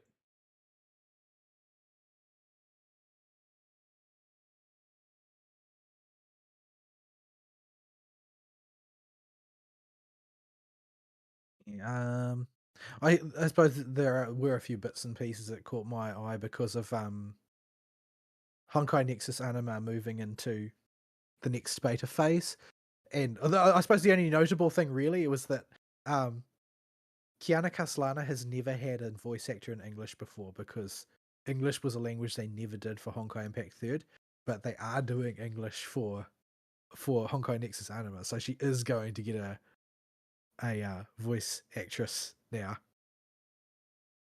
But I just don't want to play it. I don't want to play it. It looks, number one, it looks nauseatingly twee to me. But so does Pokemon. Yeah. And I just it looks like an auto battler, and I don't need more auto battler in my life. Thanks so very much. Need to get the Z team to do their voice direction for English casting all video games from now on. They need to just stop creating additional freaking games. My goodness, consolidate at least a little bit. I presume that they sort of they want to get to the point where they're like one of the huge companies with heaps of titles, like like being the Chinese EA or something like that. I presume that's where they're hoping to get to, but I don't know if anybody needs that. I don't think that that's what people want. Yeah. The only There other was a thing Digimon update coming up. was I saw a little newslet about it. I didn't read it though. You're the Digimon person, so I didn't pay any attention. I 100% stories, but not our Cyber Sleuth. Rick, help me. What was the burn? What was the most recent game called? Time Stranger. Not Time Stranger. Hang on. I've got it here. People are bad at this. My goodness. We are. It is Time Stranger. Okay.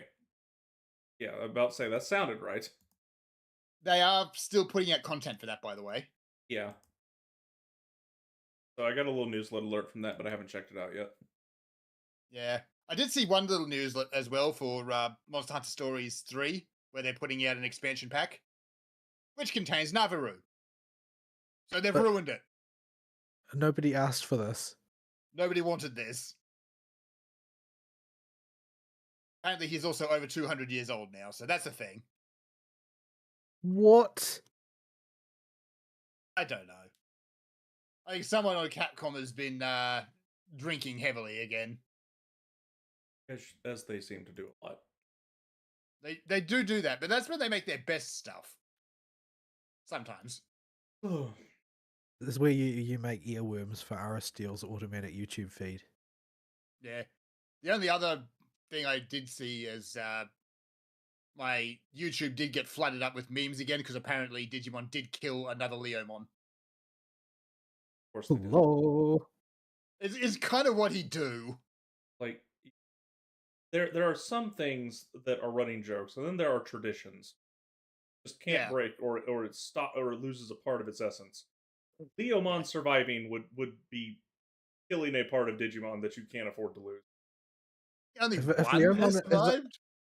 if Leomon has not died yet, it is because there is a much more dramatic and heartrending opportunity for him to die coming down the line. Yes. Did you finish It's Monster just Hunter Stories in the end? No, I'm still chipping away at it. It's good, but it's also a bit by the numbers, just in terms of what's going on. It's very easy to kind of just go off into the weeds and just do stuff and ignore the story. Do eugenics. You can do eugenics on a I spent a ecosystem lot of time level. doing I spent a lot of time doing eugenics.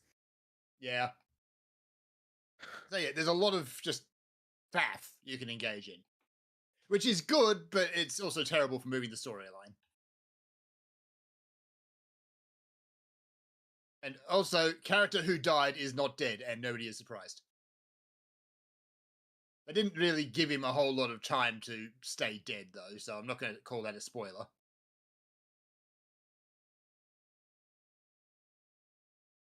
It's not the first time they've done it in a Monster Hunter game, Stories game either. Well, they're not exactly, the Homer's Odyssey or anything like that. They're just No.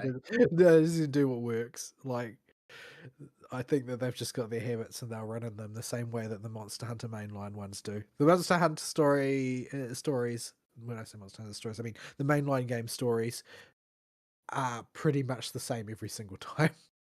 There be big monster, it causing chaos, go kill. Except to And get then, to it, you've got and to then there do will all these other be, monsters. and then there will also be some sort of like deep down legendary monster that everybody's forgotten. Yes, which nobody will really notice until after the other monster is dead. Yeah, the one that's running cover for it by making a whole racket. And then Valhazak is there for some reason. No. That would be an improvement because it's actually Kushala Daora. Yeah, it is actually Saladora. It's always Kushala Daora.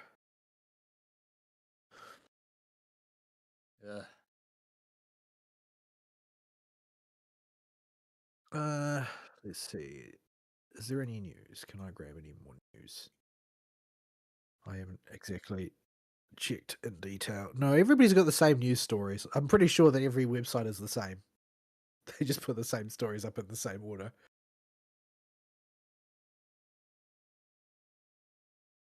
There's Yeah. more Dragon's Dogma. I don't need more Dragon's Dogma.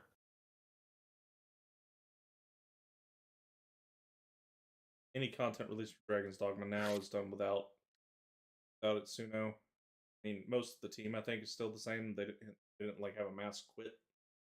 Itsuno left. I think just him and Bingo backed up. I think a couple Nothing of in this news feed looks appealing to me.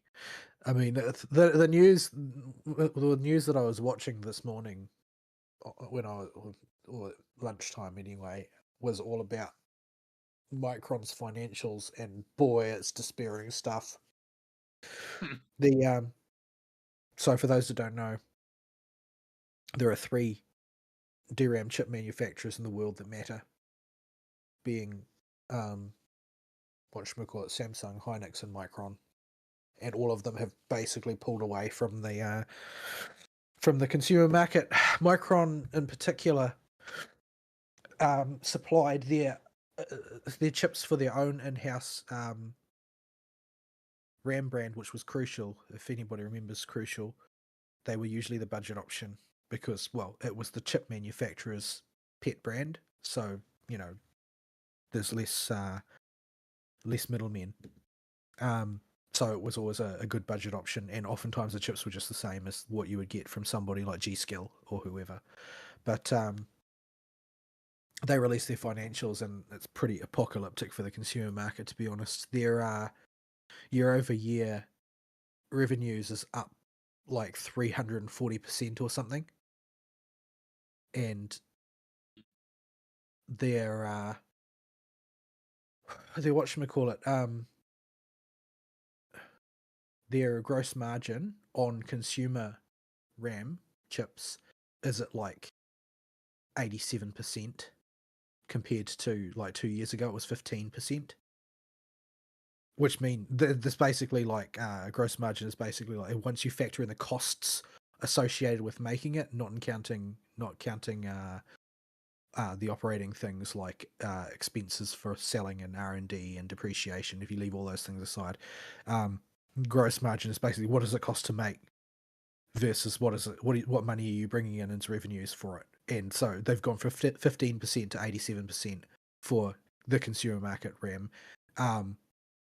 and their revenues are still up like 41%, meaning that despite the fact that the bulk cut of the market is not purchasing anymore,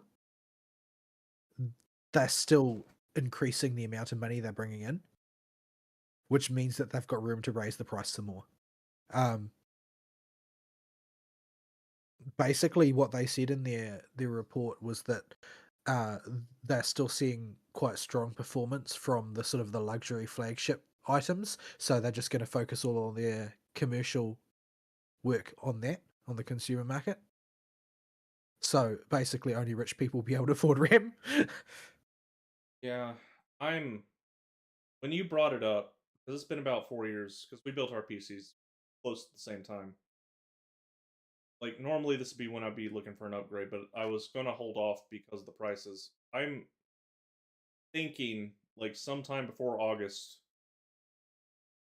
just pulling a trigger and trying to make a PC that will last me like 6 or 7 years. What are Yeah, you from what running at the moment? What am I running right now?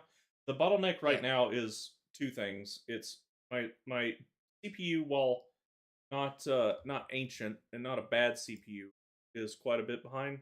Let me flip the.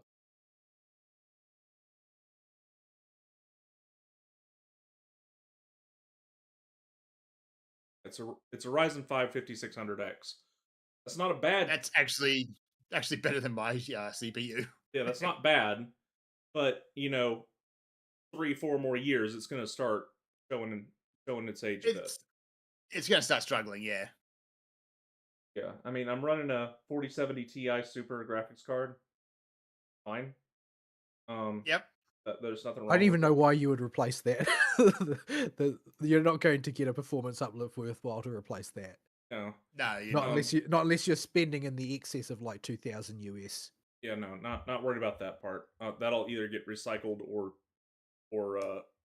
if I do replace it, it'll be sold to somebody because I know that willing to buy it, offset the cost. Yeah. And probably recycled to save money. The other thing is the case. I did not get a big enough case for what I got. Cases are at least the cheap bit, comparatively. No, not so much, because a lot of the case companies are really badly struggling now because the consumer market is contracted. True. Because nobody can afford RAM, so nobody can afford graphics cards, so nobody is building a new rig, so the base cost of cases has to go up because they can make Yep. so little profit on each sale. Yeah, that's fair. So, case, you can recycle an old case anyway. That's not too big a deal as long as you've got the room for it. The pain points as far as escalating prices are concerned, leaving aside graphics cards, is RAM and M2s. Oh yeah, the M2s.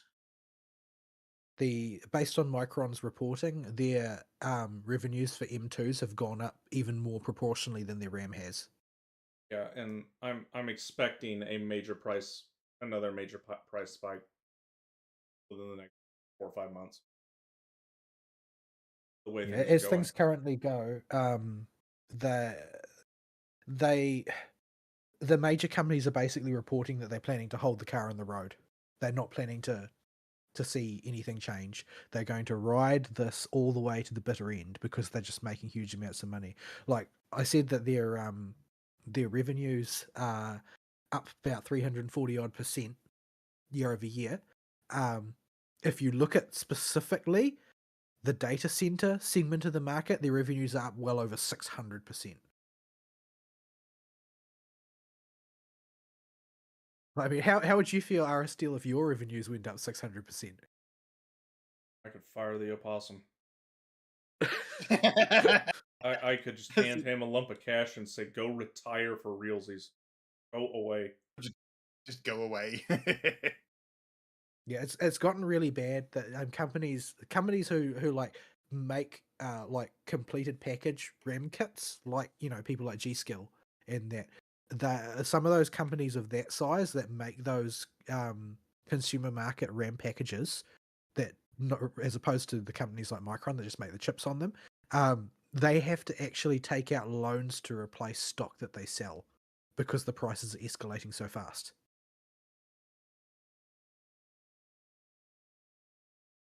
Like, it's really freaking grim. Yeah. I'm not quite at the point where Ari's at, where I'm like ready to pull the trigger on a new build, but I'm at the point where, like, if the trajectory is the same 3 to 4 months from now, I probably will, simply because, like, the end of quarter financials for these big RAM companies are coming out, and they're all basically rubbing their hands together. Like they're not trying they're not none of them have any plans for a wind down in expansion of what they of what they're like. That nobody's expecting this to end. Nobody's expecting the data center construction to slow down. Nobody's expecting the hyperscalers to stop hyperscaling. Everybody's assuming that this gravy train can continue for the foreseeable future, and it seems like basically they're not being punished for reckless decisions. Like, a lot of this is the current American government's fault, because they are actually bankrolling a lot of these producers to make new fabs and that sort of thing, giving them huge sort of like subsidies and discounts because of the push to make AI more American.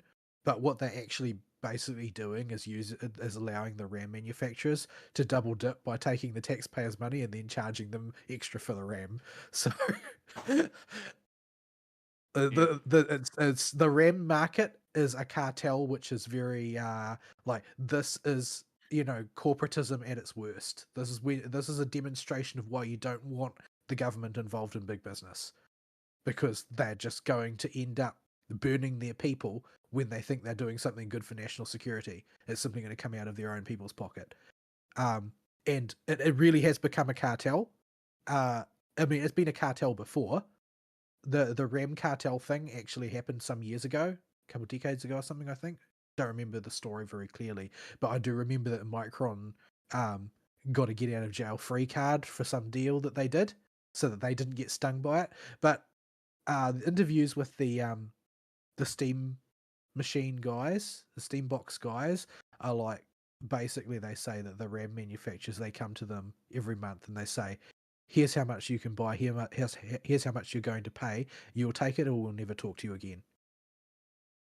So yeah, that's the conditions the Steambox was actually constructed under, is that they are actually building it under duress, because the entire project will crash and burn if they don't say yes to whatever price they're given by the RAM manufacturers, because if they can't get RAM anymore, it's over. Yep.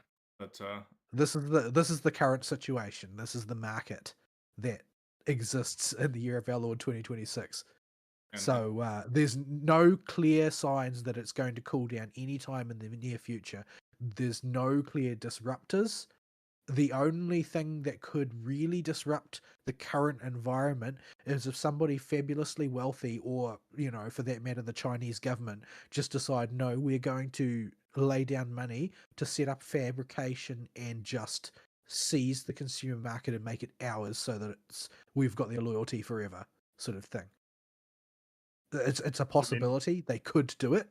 Such disruptors exist, but they haven't quite managed to scale to the level where they can genuinely compete with the likes of Hynix, Micron, and Samsung.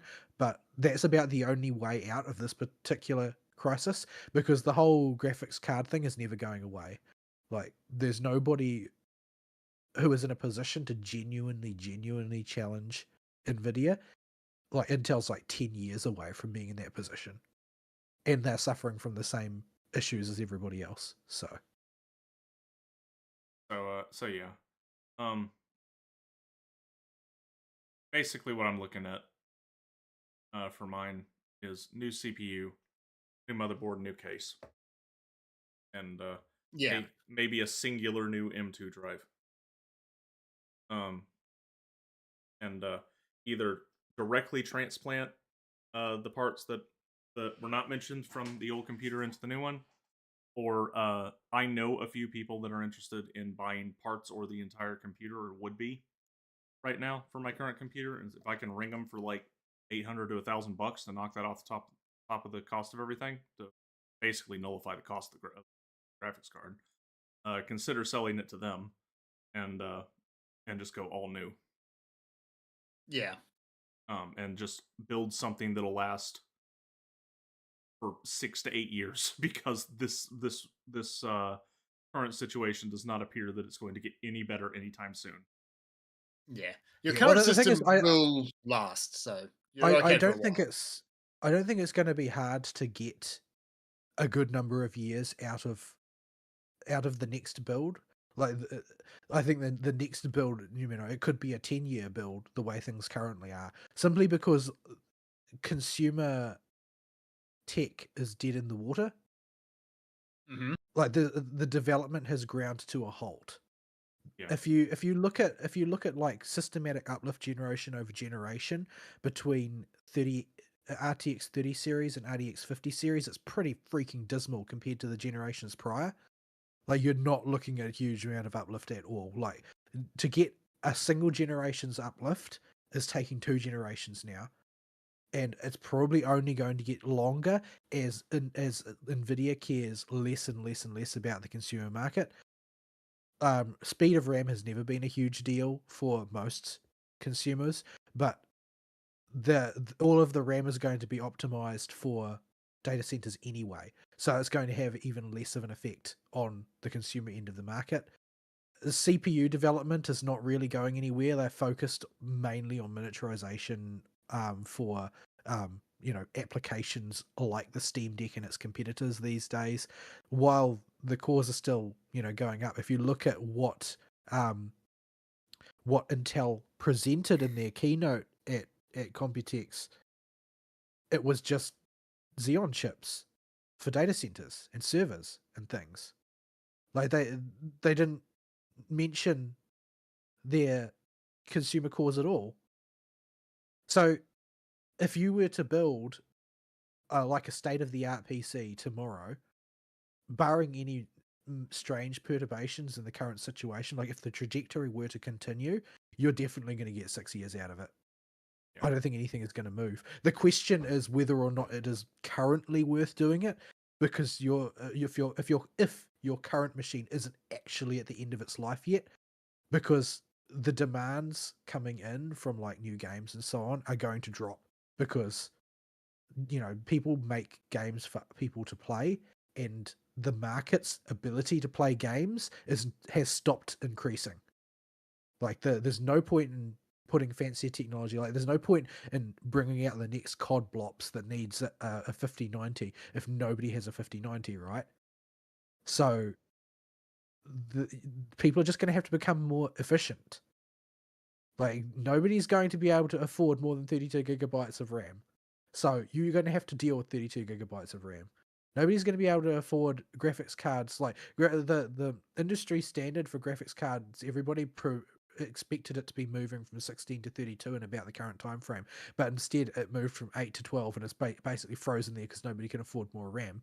So if the standard expected VRAM that a target consumer of a video game is going to have is 12, then you better make sure that you put your Unreal Engine on a diet so it can deal with just 12, because you're going to be in trouble otherwise, because nobody's going to be able to play your freaking game.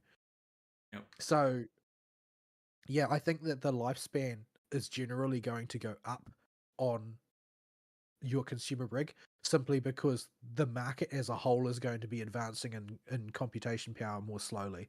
The spoiler for all of this is if people start playing their games streamed from a data center instead.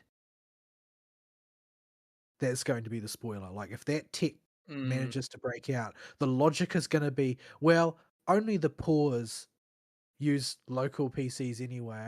Only the poors have internet so bad that they have to play locally instead of on a streaming service. So we just won't worry about them. Everybody can just Yeah. stream. They've tried it before and it never works, but sooner or later it No, will no, work. no. That's not the problem. They've tried it before and it did work.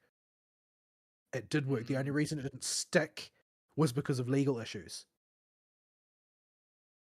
That's Right. what that's the actual roadblock, is that they didn't have all their legal T's crossed and their I's dotted before letting heaps of people into their game streaming server. Like they managed to deploy this actually very successfully within the ambit of the original project, and that could theoretically be improved, especially if you end up with further penetration of things like Starlink and so on. Like in that future, the consumer PC market disappears entirely, and everybody just has to get everything on subscription. Not a good outcome, that one. Yeah, and it's Not for the consumer anyway.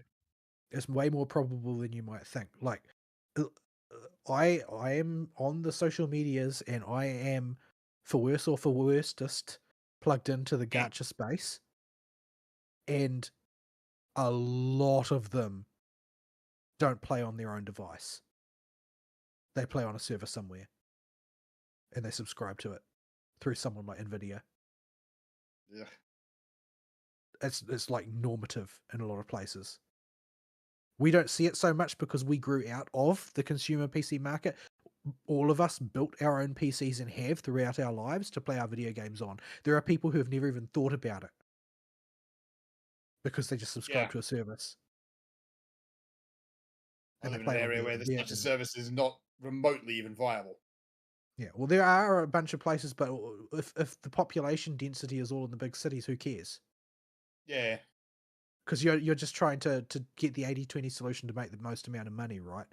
And if you decide, oh well, I need to tap into a market full of poor people who can afford to pay $10 a month subscription but are never going to be able to afford a PC, well, why make the games for PC? We can just put it in a server in Manila and get all of the Filipinos to play it or whatever. And they will.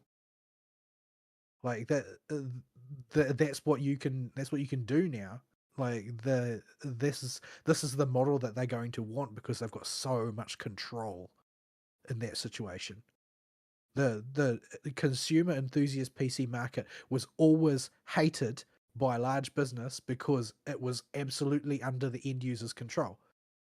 It's just sort of like an extension, like a massive extension of right to repair, right to construct from scratch. Yes.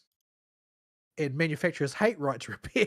They've gone out of their way to kill it at every single opportunity.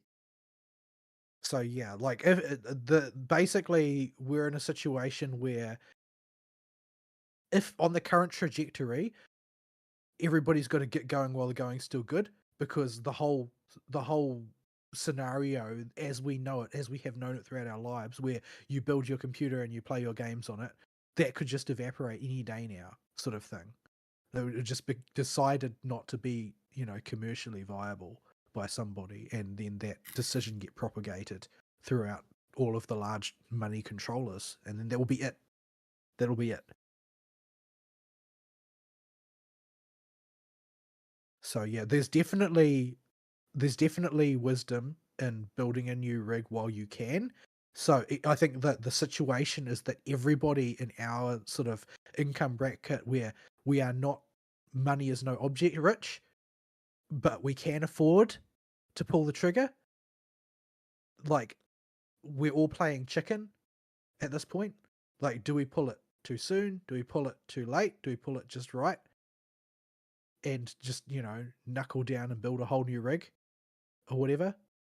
Or is that just like, jumping at shadows when the whole hyperscaling rush is just going to come crashing down in 6 months' time because everybody's hugely overextended?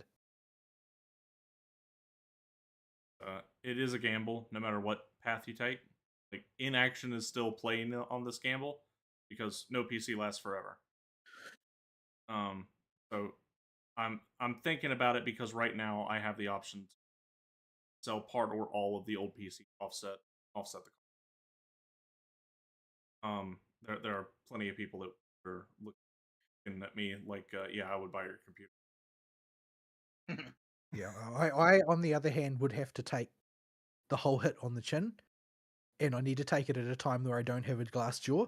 So, um, yeah, that's why I'm sort of taking a very cautious approach, which is why I extended the life of my current system by adding more RAM to it at inflated prices, simply because, well, I can get, at least like a year of no noticeable difference in performance given the sort of slate of games that I typically play. I can get a year or two more out of this rig with no problems. It's more about what I want to do going into the future and what things I choose to future proof. Like, I'm looking at the idea of just refitting what I currently have to get rid of the bottlenecks. And so, that would be a project of replace the power supply, replace the graphics card, replace the main monitor, and, just call it good. Because while I have a, several generations old RAM, several generations old CPU, it's from a generation of CPUs that had an extremely good memory controller that was able to handle VRAM overflow extremely well. So I can accommodate things. Like, I'm never going to play COD Blops on max settings, but I've never actually wanted to play COD Blops to begin with. So, do they still make Yeah, COD Blops? Is that still a thing? I think so. I presume so. I just kind of zone it out whenever COD Blops is mentioned. So let me see. What's the latest Call of Duty? Call of Duty. Call of Duty. Call of Duty. What titles? Yeah, Modern Warfare 4 Good came out this grief. year. Came out or it's coming out? Either way. But yeah, there's been one every year. Do That's people not still counting buy them spin-offs. every year? Is that is like what's the next to most recent one? How much money did it make? That was COD Blops 7. 7. Let me see. By the time 7. you hit 7 on an annualized franchise, you should be obviously taking the piss to most of your audience. Yeah. Let's see. Reception. Of course, because it's an Activision game, the numbers are a bit harder to find. 5th best-selling video game in the United States for 2025.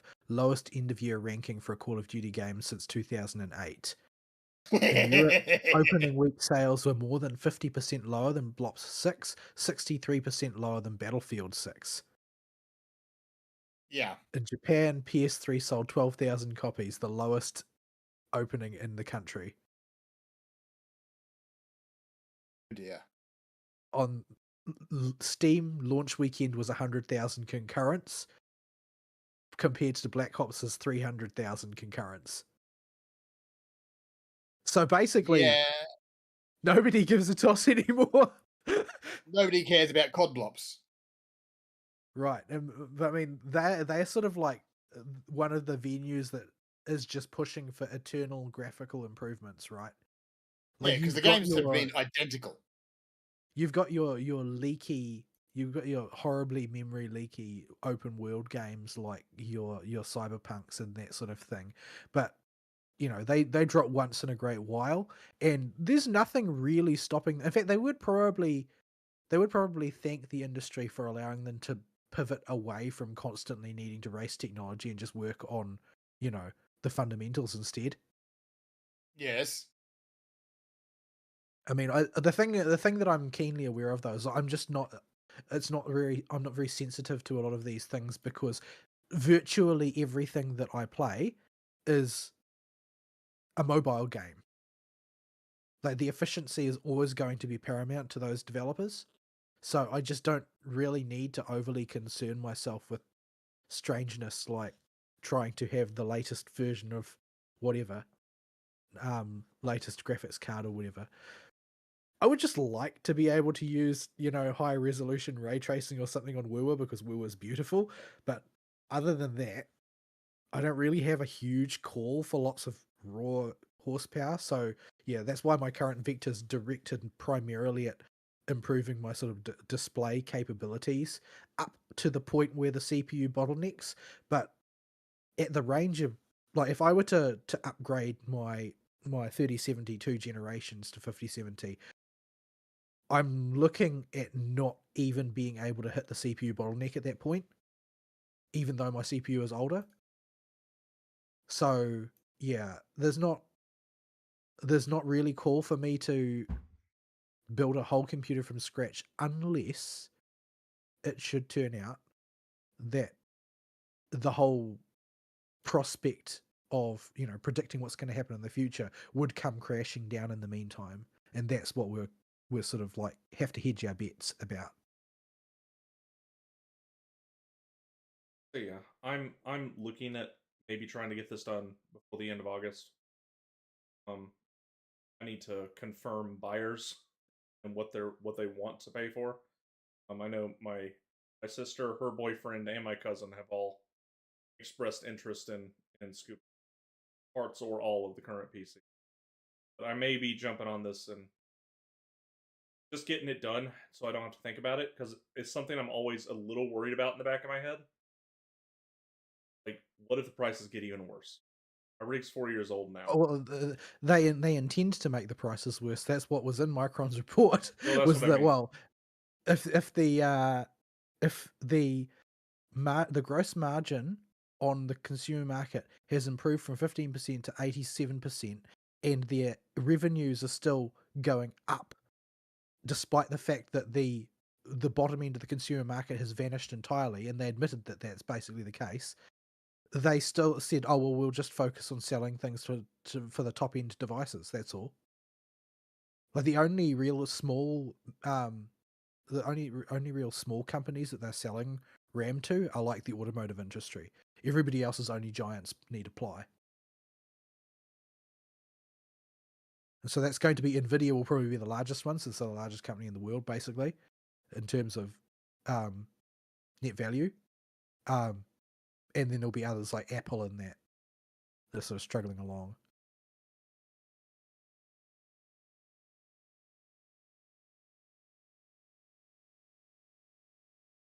Something we continue to monitor the situation and talk about as but for now we're running well over time. As usual. We should wrap in soon. We should start wrapping up, yes. So, yeah, I didn't see anything else of particular note that came up during the week. There's a slight spurging out about the prices of GTA 6, but honestly, nobody's really that surprised. I expected it to be worse, but honestly, It's $80 base and then $100 for the the version that actually has all the content in it. yeah, and that's US bucks, so that's about close to reasonable as I expected. I expected unreasonable. I actually expected more unreasonable. I honestly expected more unreasonable as well. But doesn't matter for us because we're PC players and we couldn't play it even if we wanted to. No, probably not. And honestly, I don't wanna. Well, no, I mean they're literally not releasing a PC version right away and have no plans in the immediate future to release one. And their reasoning, TM. yeah, their reasoning for it is basically because PC players don't pay for microtransactions as much as console players. That's because if we want to make our characters look pretty, we just mod it. Yeah, it's harder to fully control the PC market, get around their stupid cost measures.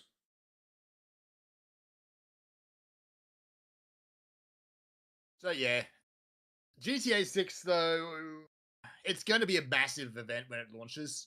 There's just no getting around it. Yeah, the opossum won't shut up about how excited he is for it. It'll keep him occupied for a week or two, so I can actually work without interference. Yeah. I mean, the Rockstar's last couple of games were good, but they only released like one every decade at this rate. Yeah, everybody. The opossum still plays Red Dead 2 online. He's like one of the highest level players in the world. Yeah. And Red Dead 2 Online is even worse than GTA Online. In terms of microtransactionness, No, in terms of there's nothing to fucking do. yes. You play Red Dead Redemption 2 because the story is actually really good. Go do that. Like, he plays Red Dead 2 Online and basically plays it like Cabela's Big Game Hunter. Oh, he just runs around shooting, like whatever, it's deer or whatever. Like deer and crocodiles and all and bears and what the fuck ever, and selling the pelts. Right. Wouldn't you just play Big Game Hunter at that point? He likes his Grand Theft Auto. I guess. About not Grand Theft Auto, but Red Dead. He likes Grand Theft Auto too, but he really likes Grand Theft Horse. Yeah. He came to me about 2.5 years ago, like, I need you to get me some cheat codes I can use online. I'm like, what? That's not how that works. Like, number one, even if they did exist, I wouldn't give them to you. Number two, what makes you think that these exist? They're called cheat codes.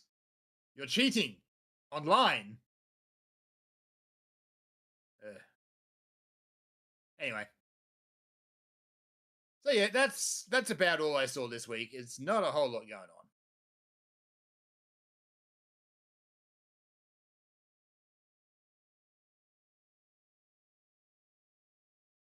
Righty. Okay, folks. You got anything else before I send this out? Nope. Nope. This has been the Phoebe Runs Around on a Roof show. We'll see you next week.